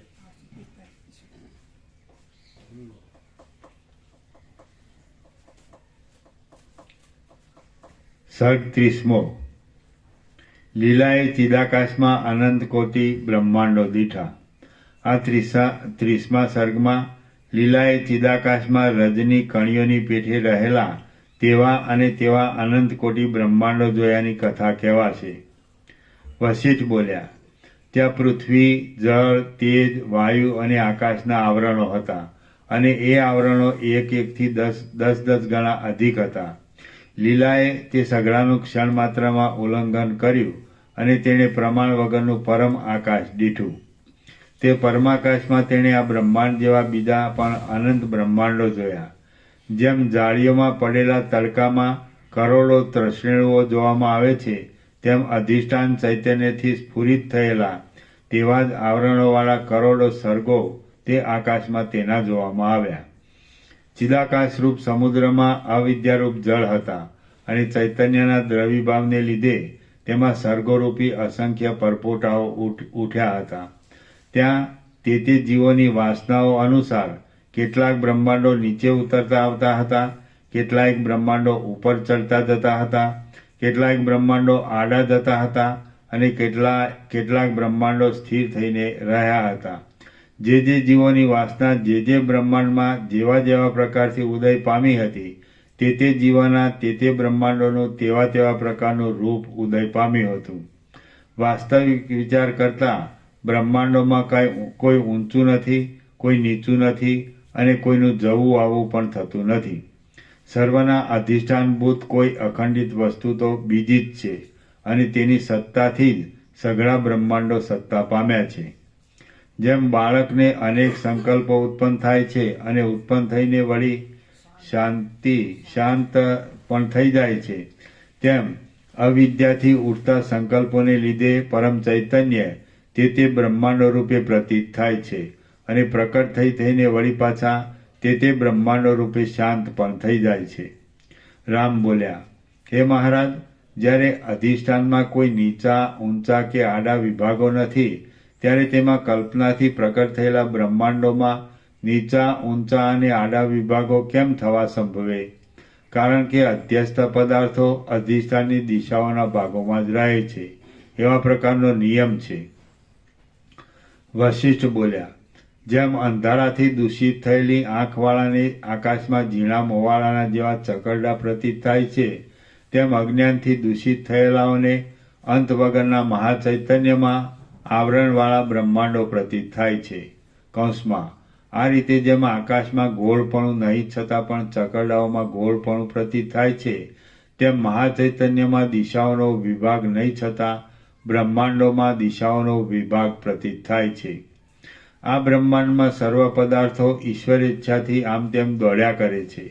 તે પદાર્થો કંઈ સ્વતંત્ર નથી. આવા બ્રહ્માંડમાં પૃથ્વીના ભાગને નીચેનો જાણવો અને તેનાથી બીજાને ઉપરનો ભાગ જાણવો, અથવા જેમ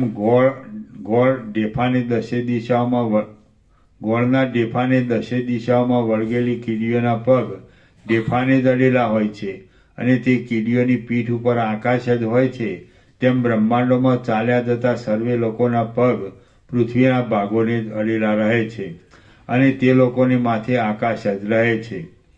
માટે પૃથ્વીના ભાગોને લઈને જ ઊંચા નીચા પ્રદેશોની કલ્પના છે, પણ અધિષ્ઠાનના ભાગોને લઈને તે કલ્પના નથી. લીલાએ જે બ્રહ્માંડો જોયા હતા તે બ્રહ્માંડોમાંના કેટલાકમાં પૃથ્વી વૃક્ષોથી તથા રાફડાઓથી જ વીંટાયેલી હતી અને તેમાં મનુષ્યો નહોતા.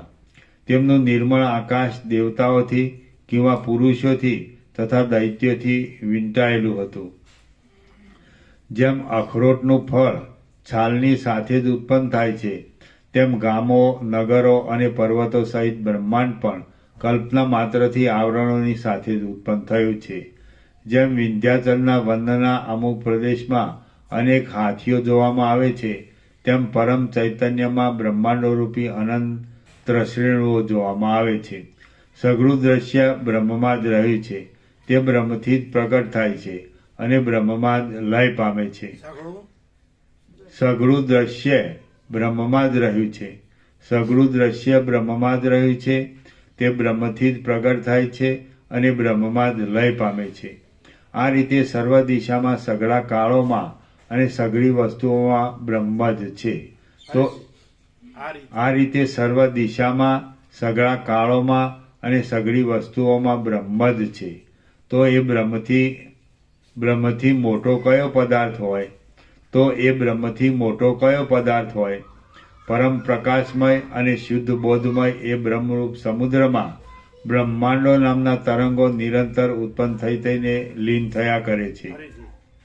પરમ પ્રકાશમય અને શુદ્ધ બોધમય એ બ્રહ્મરૂપ સમુદ્રમાં બ્રહ્માંડો નામના તરંગો નિરંતર ઉત્પન્ન થઈને લીન થયા કરે છે. સંકલ્પના ક્ષયથી જ ક્ષય પામનારા એ બ્રહ્માંડોમાં કેટલાયક તો અંદર ઉજ્જળ જ છે. જેમ સમુદ્રમાં તરંગો ચાલ્યા કરે છે, તેમ બ્રહ્મમાં કેટલાયક બ્રહ્માંડો ચાલ્યા જ કરે છે. કેટલાયક બ્રહ્માંડોની અંદર પ્રલય થાય છે, ત્યારે તેમની ભારે ઘૂઘવાટી થાય છે. તે ઘૂઘવાટી સ્વાભાવિક મોહથી ઘેરાયેલા બીજા લોકોના સાંભળવામાં કે જાણવામાં પણ આવતી નથી. જેમ વાવેલા બીજોમાં ગર્ભમાં પાછળથી અંકુર ઉત્પન્ન થાય છે, તેમ કેટલાયક બ્રહ્માંડોમાં ખાલી પડેલી પૃથ્વીઓમાં પાછળથી સૃષ્ટિ ઉત્પન્ન થાય છે. જેમ તાપમાં હિમના કણો પીગળી જાય છે, તેમ કેટલાયક બ્રહ્માંડોમાં સૂર્ય, અગ્નિ, વીજળીઓ અને પર્વતો જગતનો પ્રલય કરીને પોતે પણ પીગળીને નાશ પામવા તૈયાર થાય છે. કેટલાક બ્રહ્માંડો કલ્પના આરંભથી નીચે જ ઉતર્યા કરે છે, પણ હજુ સુધી તેમનો કોઈ આધાર મળ્યો નથી. ત્યારે કેટલાક બ્રહ્માંડો વિખાઈ જઈને પાછા તુરત જ ઉત્પન્ન થયા કરે છે. કેટલાક બ્રહ્માંડો આકાશમાં પ્રતીત થતા ઝીણા મોવાળાના ચકરડાની પેઠે સ્થિરપણાથી રહ્યા છે. ત્યારે કેટલાક બ્રહ્માંડો વાસનાઓને અનુસરીને વાયુની પેઠે દોડતા જ લાગે છે. વેદોમાં અને શાસ્ત્રોમાં કહ્યા પ્રમાણે બ્રહ્માંડોનો પહેલો આરંભ જ ક્રમ વગરનો અને નિયમ વિનાનો થયો છે. તેથી તેઓમાં બીજા પદાર્થોનો અને શરીરનો આરંભ પણ ક્રમ વગરનો અને નિયમ વિનાનો થાય છે. કેટલાક બ્રહ્માંડોમાં બ્રહ્મા આદિ પુરુષ થયેલા છે. કેટલાકમાં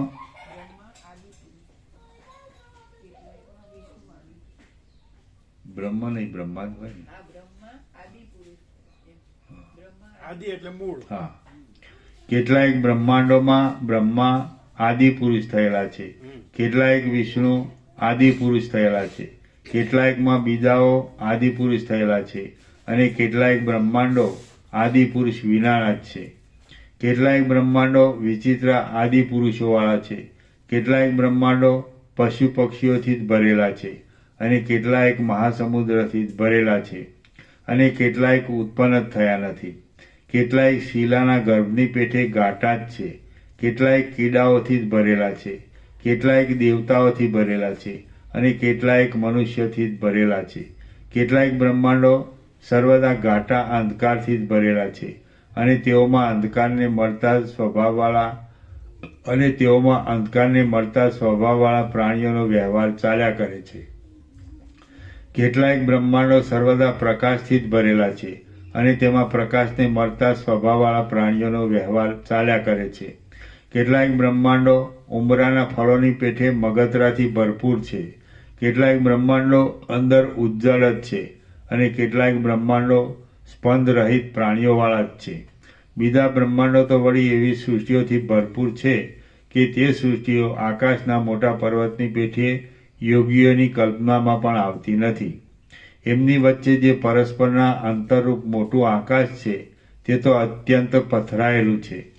વિષ્ણુ આદિ દેવતાઓ જીવતા સુધી તેમાં ચાલ્યા જ કરે તો પણ તેઓ તેનું માપ લઈ શકે એમ નથી. વિષ્ણુ આદિ દેવતાઓ જીવતા સુધી તેમાં ચાલ્યા જ કરે તો પણ તેઓ તેનું માપ લઈ શકે તેમ નથી. જેમ કાંડાને કડું વીંટાઈ રહે છે તેમ પ્રત્યેક બ્રહ્માંડને સઘળા આવરણો વીંટાઈને રહ્યા છે અને તેઓ પૃથ્વીની પેઠે સ્વાભાવિક આકર્ષણને લીધે એકબીજાથી છૂટા પડી જતા નથી. બ્રહ્માંડોના વર્ણનમાં અમારી બુદ્ધિની જે શક્તિ હતી તે અમે દેખાડી ચૂક્યા છીએ. આથી વધુ જે કાંઈ છે તે વિશે અમારી બુદ્ધિ પહોંચતી નથી. હે મહાબુદ્ધિમાન, હવે જગત સંબંધી આથી વધારે વાત કરવાની મારી શક્તિ નથી. જેમ ભયંકર અંધકારથી ગાંઠા એવા મહાન અરણ્યમાં મદોન્મત્ત પિશાચો એકબીજાને જોવામાં આવે નહીં એવી રીતે નાચ્યા જ કરે છે. જેમ ભયંકર અંધકારથી ગાંઠા એવા મહાન અરણ્યમાં મદોન્મત્ત પિશાચો એકબીજાના જોવામાં આવે નહીં એવી રીતે નાચ્યા કરે છે, તેમ અત્યંત વિસ્તીર્ણ એવા પરમ ચૈતન્યમાં એવી જ રીતે અનેકાનેક મોટા બ્રહ્માંડો સ્ફુર્યા કરે છે. શ્રી યોગવાસિષ્ઠ મહારામાયણમાં ઉત્પત્તિ પ્રકરણનો લીલાના આખ્યાન સંબંધી વિચિત્ર બ્રહ્માંડ કોટી વર્ણન નામનો સર્ગ 30મો સમાપ્ત. ઓમ ઓમ ઓમ. 193. પ્રસાદ આપી દો. એ ભગા પ્રભુ લાવ્યા છે ને સુકડી પેલી કોથળીઓમાં નાખી છે એટલે કોથળી વાળાને નહીં આપવાની, બાકી બધાને આપવાની.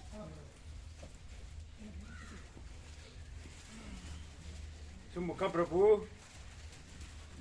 શું કરશે ખબર છે? આવતા જન્મમાં અહીંયા મેં અહીંયા તપ કર્યું હતું, અહીંયા મેં કુટીરો બાંધી હતી,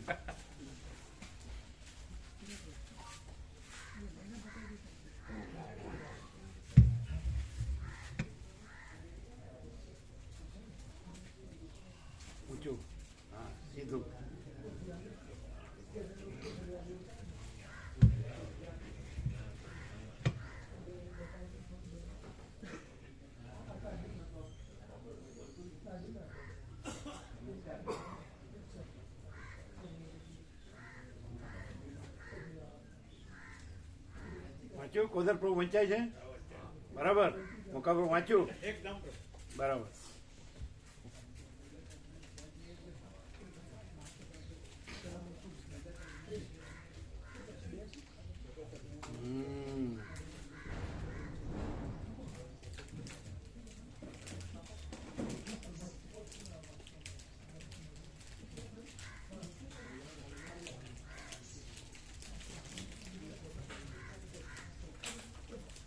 આ બાજુ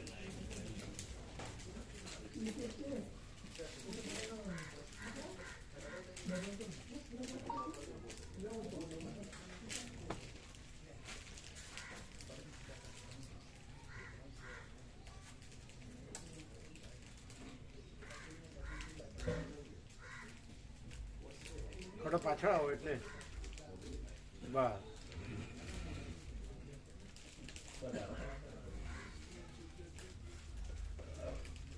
કોદર પ્રભુ વંચાય છે મોકા પ્રભુ એકદમ પ્રભુ પરફેક્ટ.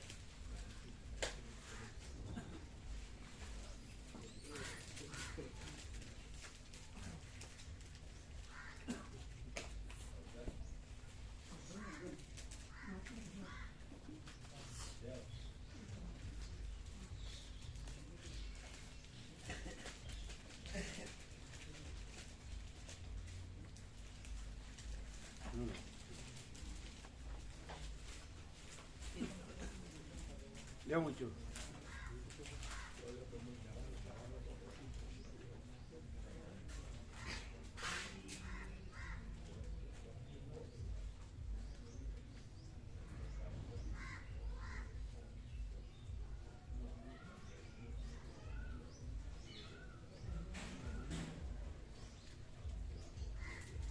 કોદર પ્રભુ વંચાય છે મુકા પ્રભુ હા વંચાય પ્રભુ.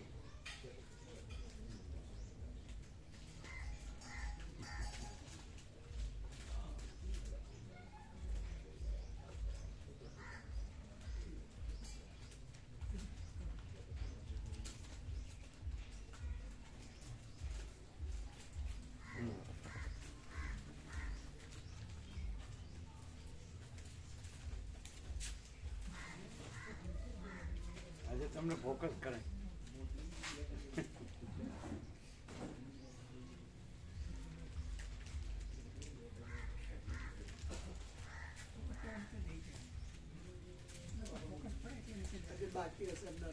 હા બાકી હોય ને હા બાકી હોય ને હા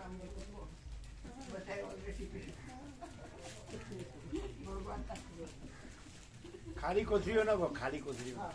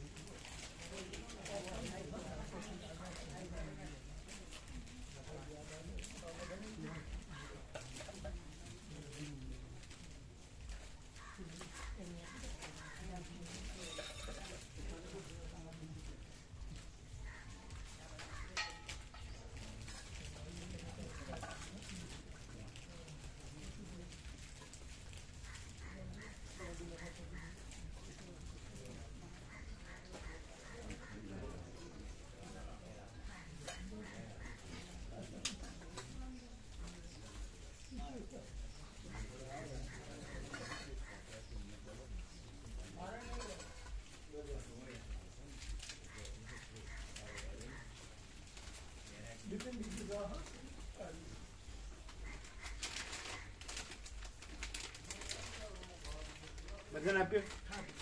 હવે લઈ લઈને પછી ડબ્બો એમ ના આપી દો. તમે લોકો લીધું? તમે આપી દે. એ બાકી હે તો બાકી હોય બધાને આપો. એ બીજો પ્રસાદ તો બધાને આપવાનો એ તો કોથળી વાળા નહીં આપવાનો એલા.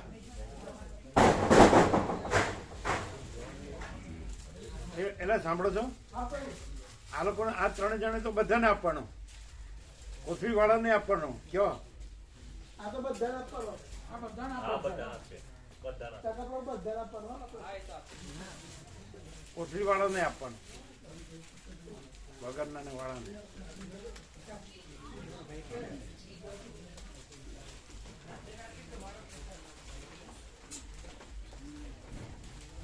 નાસ્તા પ્રસાદ ફૂલ છે બધા ભાઈ પણ કહેવાનું. નાસ્તા પ્રસાદ ફૂલ છે એટલે બધા લેવાનું છે. કોઈ જતા ના લાવો માઇક લાવો. બધા જવાનું.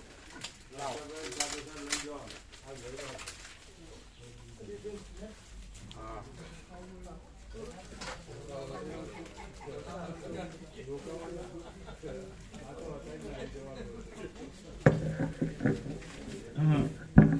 નાસ્તા પ્રસાદ ફૂલ છે એટલે બધાએ નાસ્તો લઈને જવાનું છે. નાસ્તા પ્રસાદ ફૂલ છે એટલે બધાએ નાસ્તો લઈને જવાનું છે. ચા બનાવી છે કે નહીં? એકલો નાસ્તો જ કે ચા? હા, ચા નાસ્તો બંને. ચા દૂધ બધું એ દૂધ લેતા હોય દૂધ. નાહી ક્યાંથી જાય? બેનર લગાવવાના છે.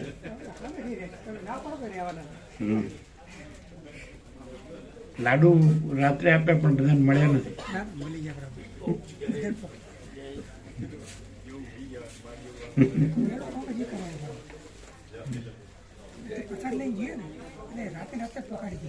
પેલા આવે છે જજો. હા, એ હર્ષદ પ્રભુ આવે એટલે આવે ને તમે જ્યારે મહાત્મા ગાંધીજી ડરબન હતા, વકીલાત કરતા હતા, ત્યારે એમણે શ્રીમદ રાજચંદ્રને પત્ર લખ્યો કે ધર્મ પરિવર્તન કરવા માટે ક્રિશ્ચિયાનિટી. એટલે શ્રીમદ રાજચંદ્રે સામો પત્ર લખ્યો કે તમારા ધર્મમાં શું નથી, યોગ વાંચી વાંચો. હા, અને પછી એમને ધર્મ એ વાંચ્યું અને ધર્મ પરિવર્તન કરવાનું માંડ્યું. અમારે ત્યાં ખોરાક કેન્દ્રમાં આ વિષય બધો ખોરાક એની અંદર આ બુક પ્રદર્શન યોગાથી મહાત્મા ગાંધીજી ધર્મ વકીલાત કરતા હતા ત્યારે એમણે પત્ર લખ્યો શ્રીમદ રાજચંદ્ર કે હું ધર્મ પરિવર્તન કરવા માંગુ છું. એટલે શ્રીમદ રાજચંદ્રે સાંભળ્યું કે તમારા ધર્મમાં શું નથી, યોગ વાંચી વાંચો. એટલે પછી એમણે એક ક્રિશ્ચિયાનિટી સ્વીકારવાનું બંધ રાખ્યું. આત્મકથામાં રાયચંદભાઈ કરીને 2 રાયચંદભાઈ એ બધા 2 ચેપ્ટર. હવે આ ચાનો વિષય આવ્યો ને એમાં શહેરમાં નવી ચાઓ બધી green tea, lemon tea, ice tea, એટલે કેટલું નવું આવ્યા જ કરે. એવું પેલી હશે આવા પાન આવતા એના લીલી ચા તો આવતી જ એની આ તો ગ્રીન ટી, આઈસ ટી, હવે દૂધ વગરની ચા આવે. મસાલો ને બધું નાખવાનું અને લીંબુ નાખી અને પછી પીવાનું. દૂધનો ઉપયોગ દૂધ વગર શિયાળામાં ગરમી ઠંડીમાં હાથે રહે. મુકાપડું આવતે જન્મ કે છે આપણા જન્મમાં હું અહીંયા રહેતો હતો, ગાંધીનગર રહેતો હતો, ઉત્તરકાશી રહેતો હતો, ગીરમાં રહેતો હતો, તપ કરતો હતો. અને મારા ભત્રીજાથી મેં માલદરમાં કુટીરો બનાવી હતી. પણ જંબુદ્વીપમાં જ રહેતા હતા ને, યુરોપમાં. આ મુકાપડું બાળ બ્રહ્મચારી પ્રભુ છે આવું તપસ્વી છે, ત્યાગી તપસ્વી, વેદાંતિ બ્રહ્મજ્ઞાની, વેદાંતિ બ્રહ્મજ્ઞાની. ઉત્તરકાશી હિમાલયમાં તપ કરે. આ બધું જ છે. હિમાલય છે અને બધું સર્વસ્વ છે. જે જોવું હોય ને, અંબાજી માતા જોવા હોય તો, વિષ્ણુ ભગવાન જોવા હોય તો, શિવ જોવા હોય તો, કોઈ તીર્થ જોવું હોય તો, બધું બીજે નહીં જવા કરતા અહીંયા આવું. બસ બીજે નહીં જવાનું, અહીંયા આવું. એટલે એવી વાત નહીં, પણ વાત વસ્તુ શું છે ખબર? મને જવા- સંપૂર્ણ એવી વાત મને હું જાઉં જતો ત્યાં જવા નહીં, એવું પ્રભુ એમ નહીં, પણ સંપૂર્ણ છે. એટલે કહેવાનું મિનિંગ શું છે? પ્રભુ તો એવું કોઈ કહેતા નહીં કે તમે ક્યાં જાઓ ક્યાં ના જાઓ, પણ વસ્તુ શું છે ખબર? સંપૂર્ણ પ્રકાશ છે, સંપૂર્ણ પ્રકાશ. કેમ રહ્યું? એકદમ પ્રભુ. હું કોણ કલ્યાણ છું? નિશ્ચિત. કલ્યાણ નિશ્ચિત છે, કલ્યાણ નિશ્ચિત છે. નિશ્ચિત શ્યોર પ્યોર એન્ડ એક શ્યોર. સેટ પણ શંકા નહીં. શંકાને સ્થાન જ નથી. ના, બસ ખ્યાલ આવ્યો? હર ક્ષણ પ્રકાશ પ્રકાશ છે.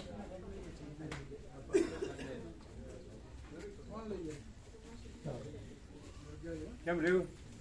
તમે નિરપેક્ષ જ લીધું છે ને? હા? નિરપેક્ષ જ આપી છે ને? હા પેલો પત્ર પત્ર? નિરપેક્ષ હા, છે ને?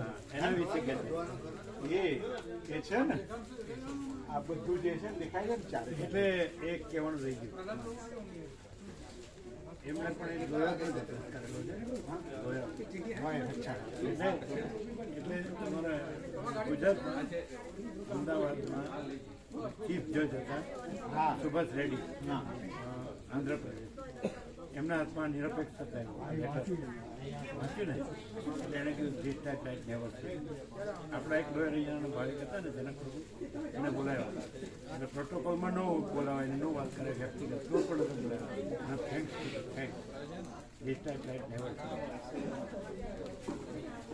જોકે બધી બાબતમાં એવું. એને પછી એ સીધા દિલ્હીમાં ગયા. જો એ વિનોદ પ્રભુ આ દિલ્હીના શિક્ષક છે. જેટલી રજા હોય ને વેકેશન ધારો કે ઉનાળો 45 દિવસ હતો, 45 દિવસ અહીંયા દિવાળી જે કંઈ નાતા હોય દિવાળી હોય હોળી હોય અહીંયા રજાની સાંજે આવી જવાનું, રજા પૂરી કરતી એ દિવસે જવાનું. यहाँ ये बोम्बे से यहाँ कैसा आपका अनुभव रहा? તો અદ્ભુત. बिल्कुल उसमें અને આવું બીજે ક્યાંય નહીં. हाँ सही आपने सही कहा कि ऐसा कहीं नहीं है और उधर हाँ बोलो आप बोल दो, पहले आप बोल दो, इनको बता दो. ऐसा मतलब कहीं नहीं है, अद्भुत है और अविश्वसनीय है. मतलब आप कल्पना भी नहीं कर सकते कि कहीं ऐसा हो सकता है या कहीं मतलब आपको मिलेगा. अद्वितीय. અહીં માજી આચાર્ય હાઈસ્કૂલ ઉધર પ્રભુ સવારે મોટા આવે છે. પરમ દિવસ 190 બીપી હતું, હા હા. કાલે 40 પ્લસ પલ્સ હતા, તો પણ આજે આવ્યો છું. નહીં અહીંનો અનુભવ અહીંનો તો અકલ્પનીય છે બધું. પ્રભુએ વાત કરી ને, આવો ક્યાંય નથી, વિશ્વમાં ક્યાંય નથી. એવી અનુભૂતિ થાય છે અહીંયા આગળ. એ ઘંટા કર્ણવીરને માને છે. મહુડી આ મવડી મવડી એટલે તો બધા જતા હોય એટલે આપણે એની સાથે હા હા હા ના, પણ હવે બધાની સાથે જવું એવું ઉચિત નથી. એટલે આપણે શું છે ત્યાં ગ્રુપ નાનું હોય એમાં 4-5 જણા ભેગા હા, થાય હા, બરોબર. એટલે ચાલો. એવું નહીં, આપણે માનતા હોય ત્યારે જ જતા હોઈએ.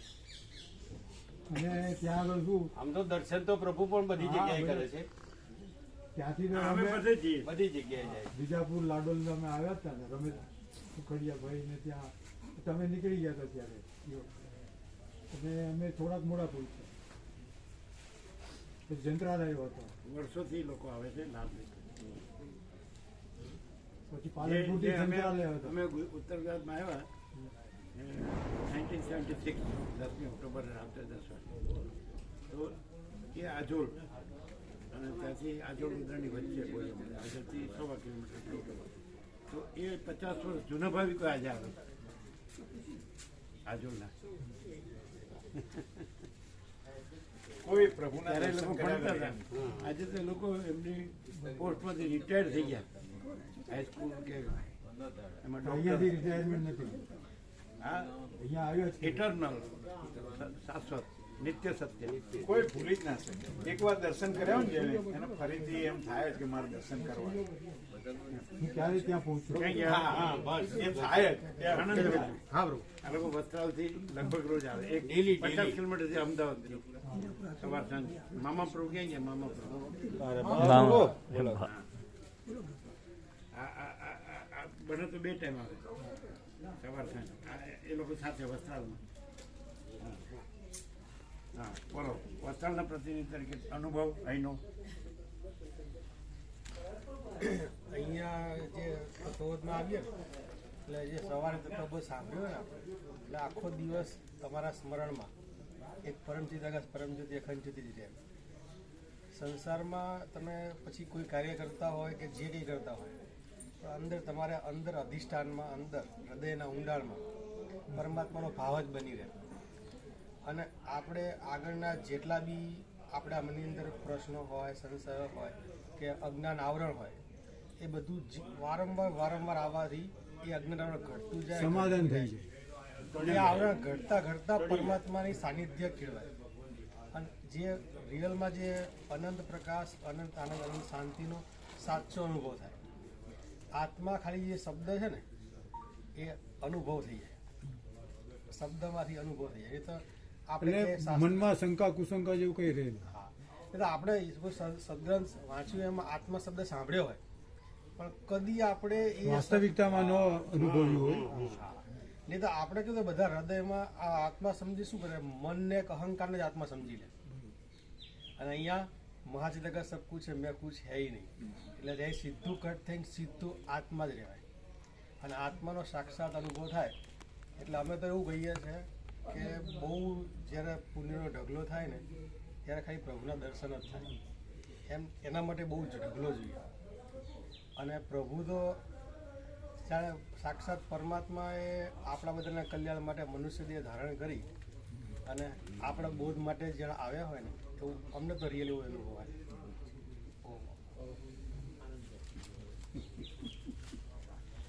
જેટલું બોલીએ એટલું ઓછું.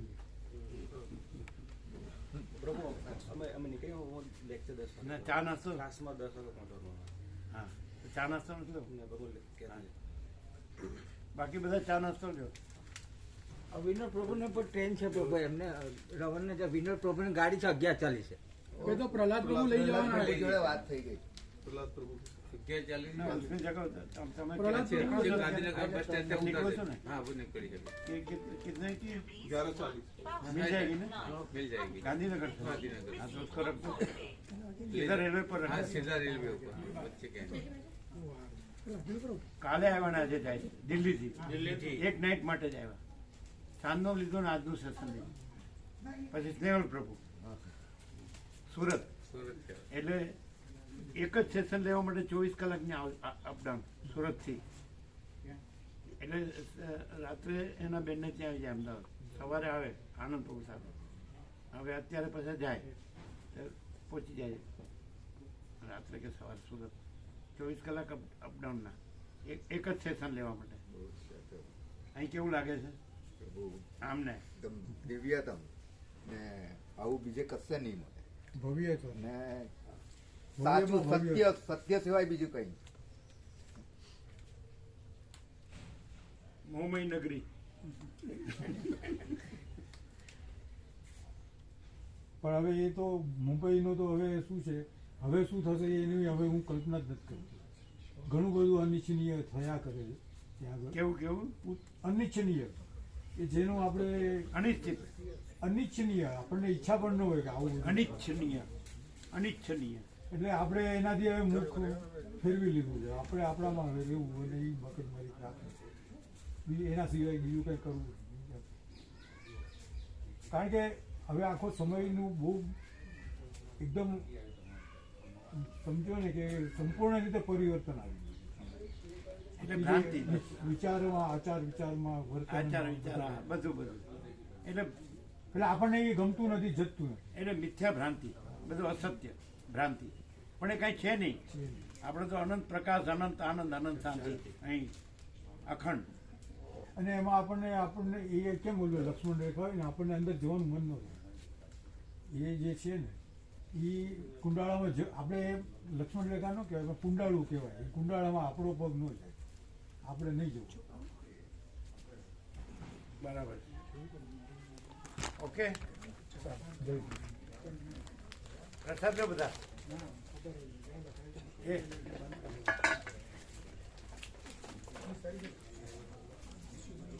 હોગા અને કોઈને અટકાવવાથી એ અટકવાના નથી. કોઈને અટકાવીએ ને તો એ અટકવાના નથી. એટલે આપણે બધી મિથ્યા મગજમારી રાખવી. પણ જેને મા ચિદાકાશ હા, બોલાવે એ જ એ અહીંયા અહીંયા આવે. બરાબર. એને અહીંયા લાવવાનું આપણે કોશિશ કરવાની. એને લાવવાની કોશિશ ચિદાકાશ બોલાવે બોલાવે અહીં આવે. કેમ લાગે ચા પાણી નાસ્તો?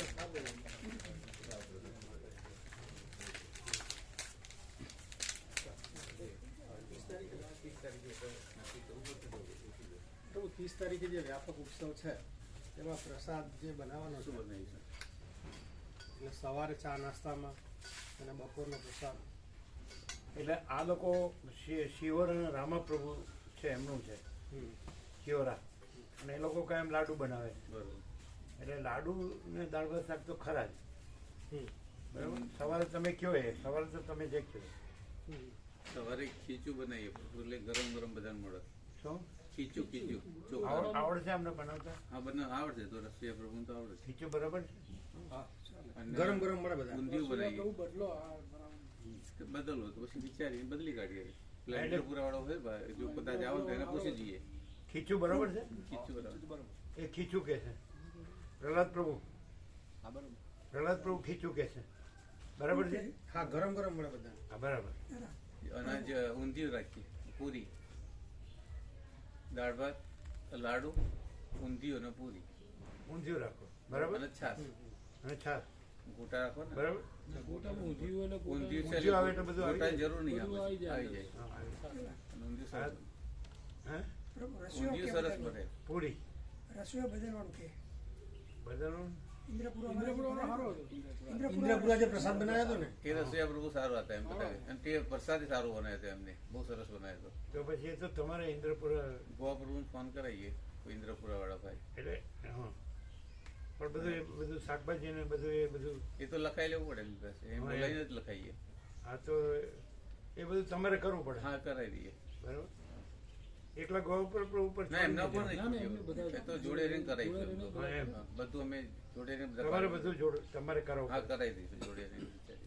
જે લાવવું પડે જેટલું લાવવું પડે. હા બધું સામાન લગભગ એમના 15 ગામના ભાવિકો આવે છે એમના સમાજના. હા હા રામપ્રભુ એટલે અરવિંદ પ્રભુ ને લોકો. એટલે મેં અંદાજ પૂછી લઈશું એમને કેટલા ભાવિકો થશે એમને. એટલે ટોટલ આપણે 800 ભાવિકોનું બનાવીએ. બસ એમાં 1000 લઈ શકે એવું. હા એવી રીતે 800 ભાવિકોનું બને એટલે 1000 ભાવિકો 1000 લઈ શકે એવું. બરાબર.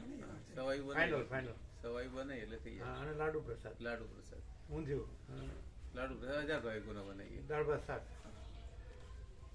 લાડુ તો 1200 બનાવો ચાલે. હા ચાલે 1200 ભાઈ. એ તો પછી જે બીજા નો આવ્યો હોય આવતા હોય એમ અપાય ને. અપાય એમને. બીજે દિવસે ત્રીજે દિવસે આમ જેમ આ લાડુ હતા એમ ચાલુ રહે ને. ચાલુ રહે. હા એ તો બગડે નહીં. એટલે 1200 રાખો. 1200 લાડુ. અને પ્રસાદ 800 નો પણ 1000 લઈ શકે એવું. બરાબર. એટલે લાડુ દાળ ભાત શાક એટલે શાક એટલે ઊંધિયું અને છાશ. અને સવારે ખીચું અને ચા દૂધ. હવે આ તમારે રહેવાનું. હા ચોક્કસ. ફૂલ બધામાં. હા ઓકે.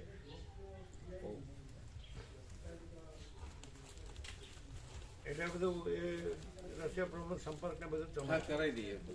જે બધું કરાવવાનું હોય લાવવાનું હોય બધામાં અને બનાવવામાં બધામાં રહેવાનું.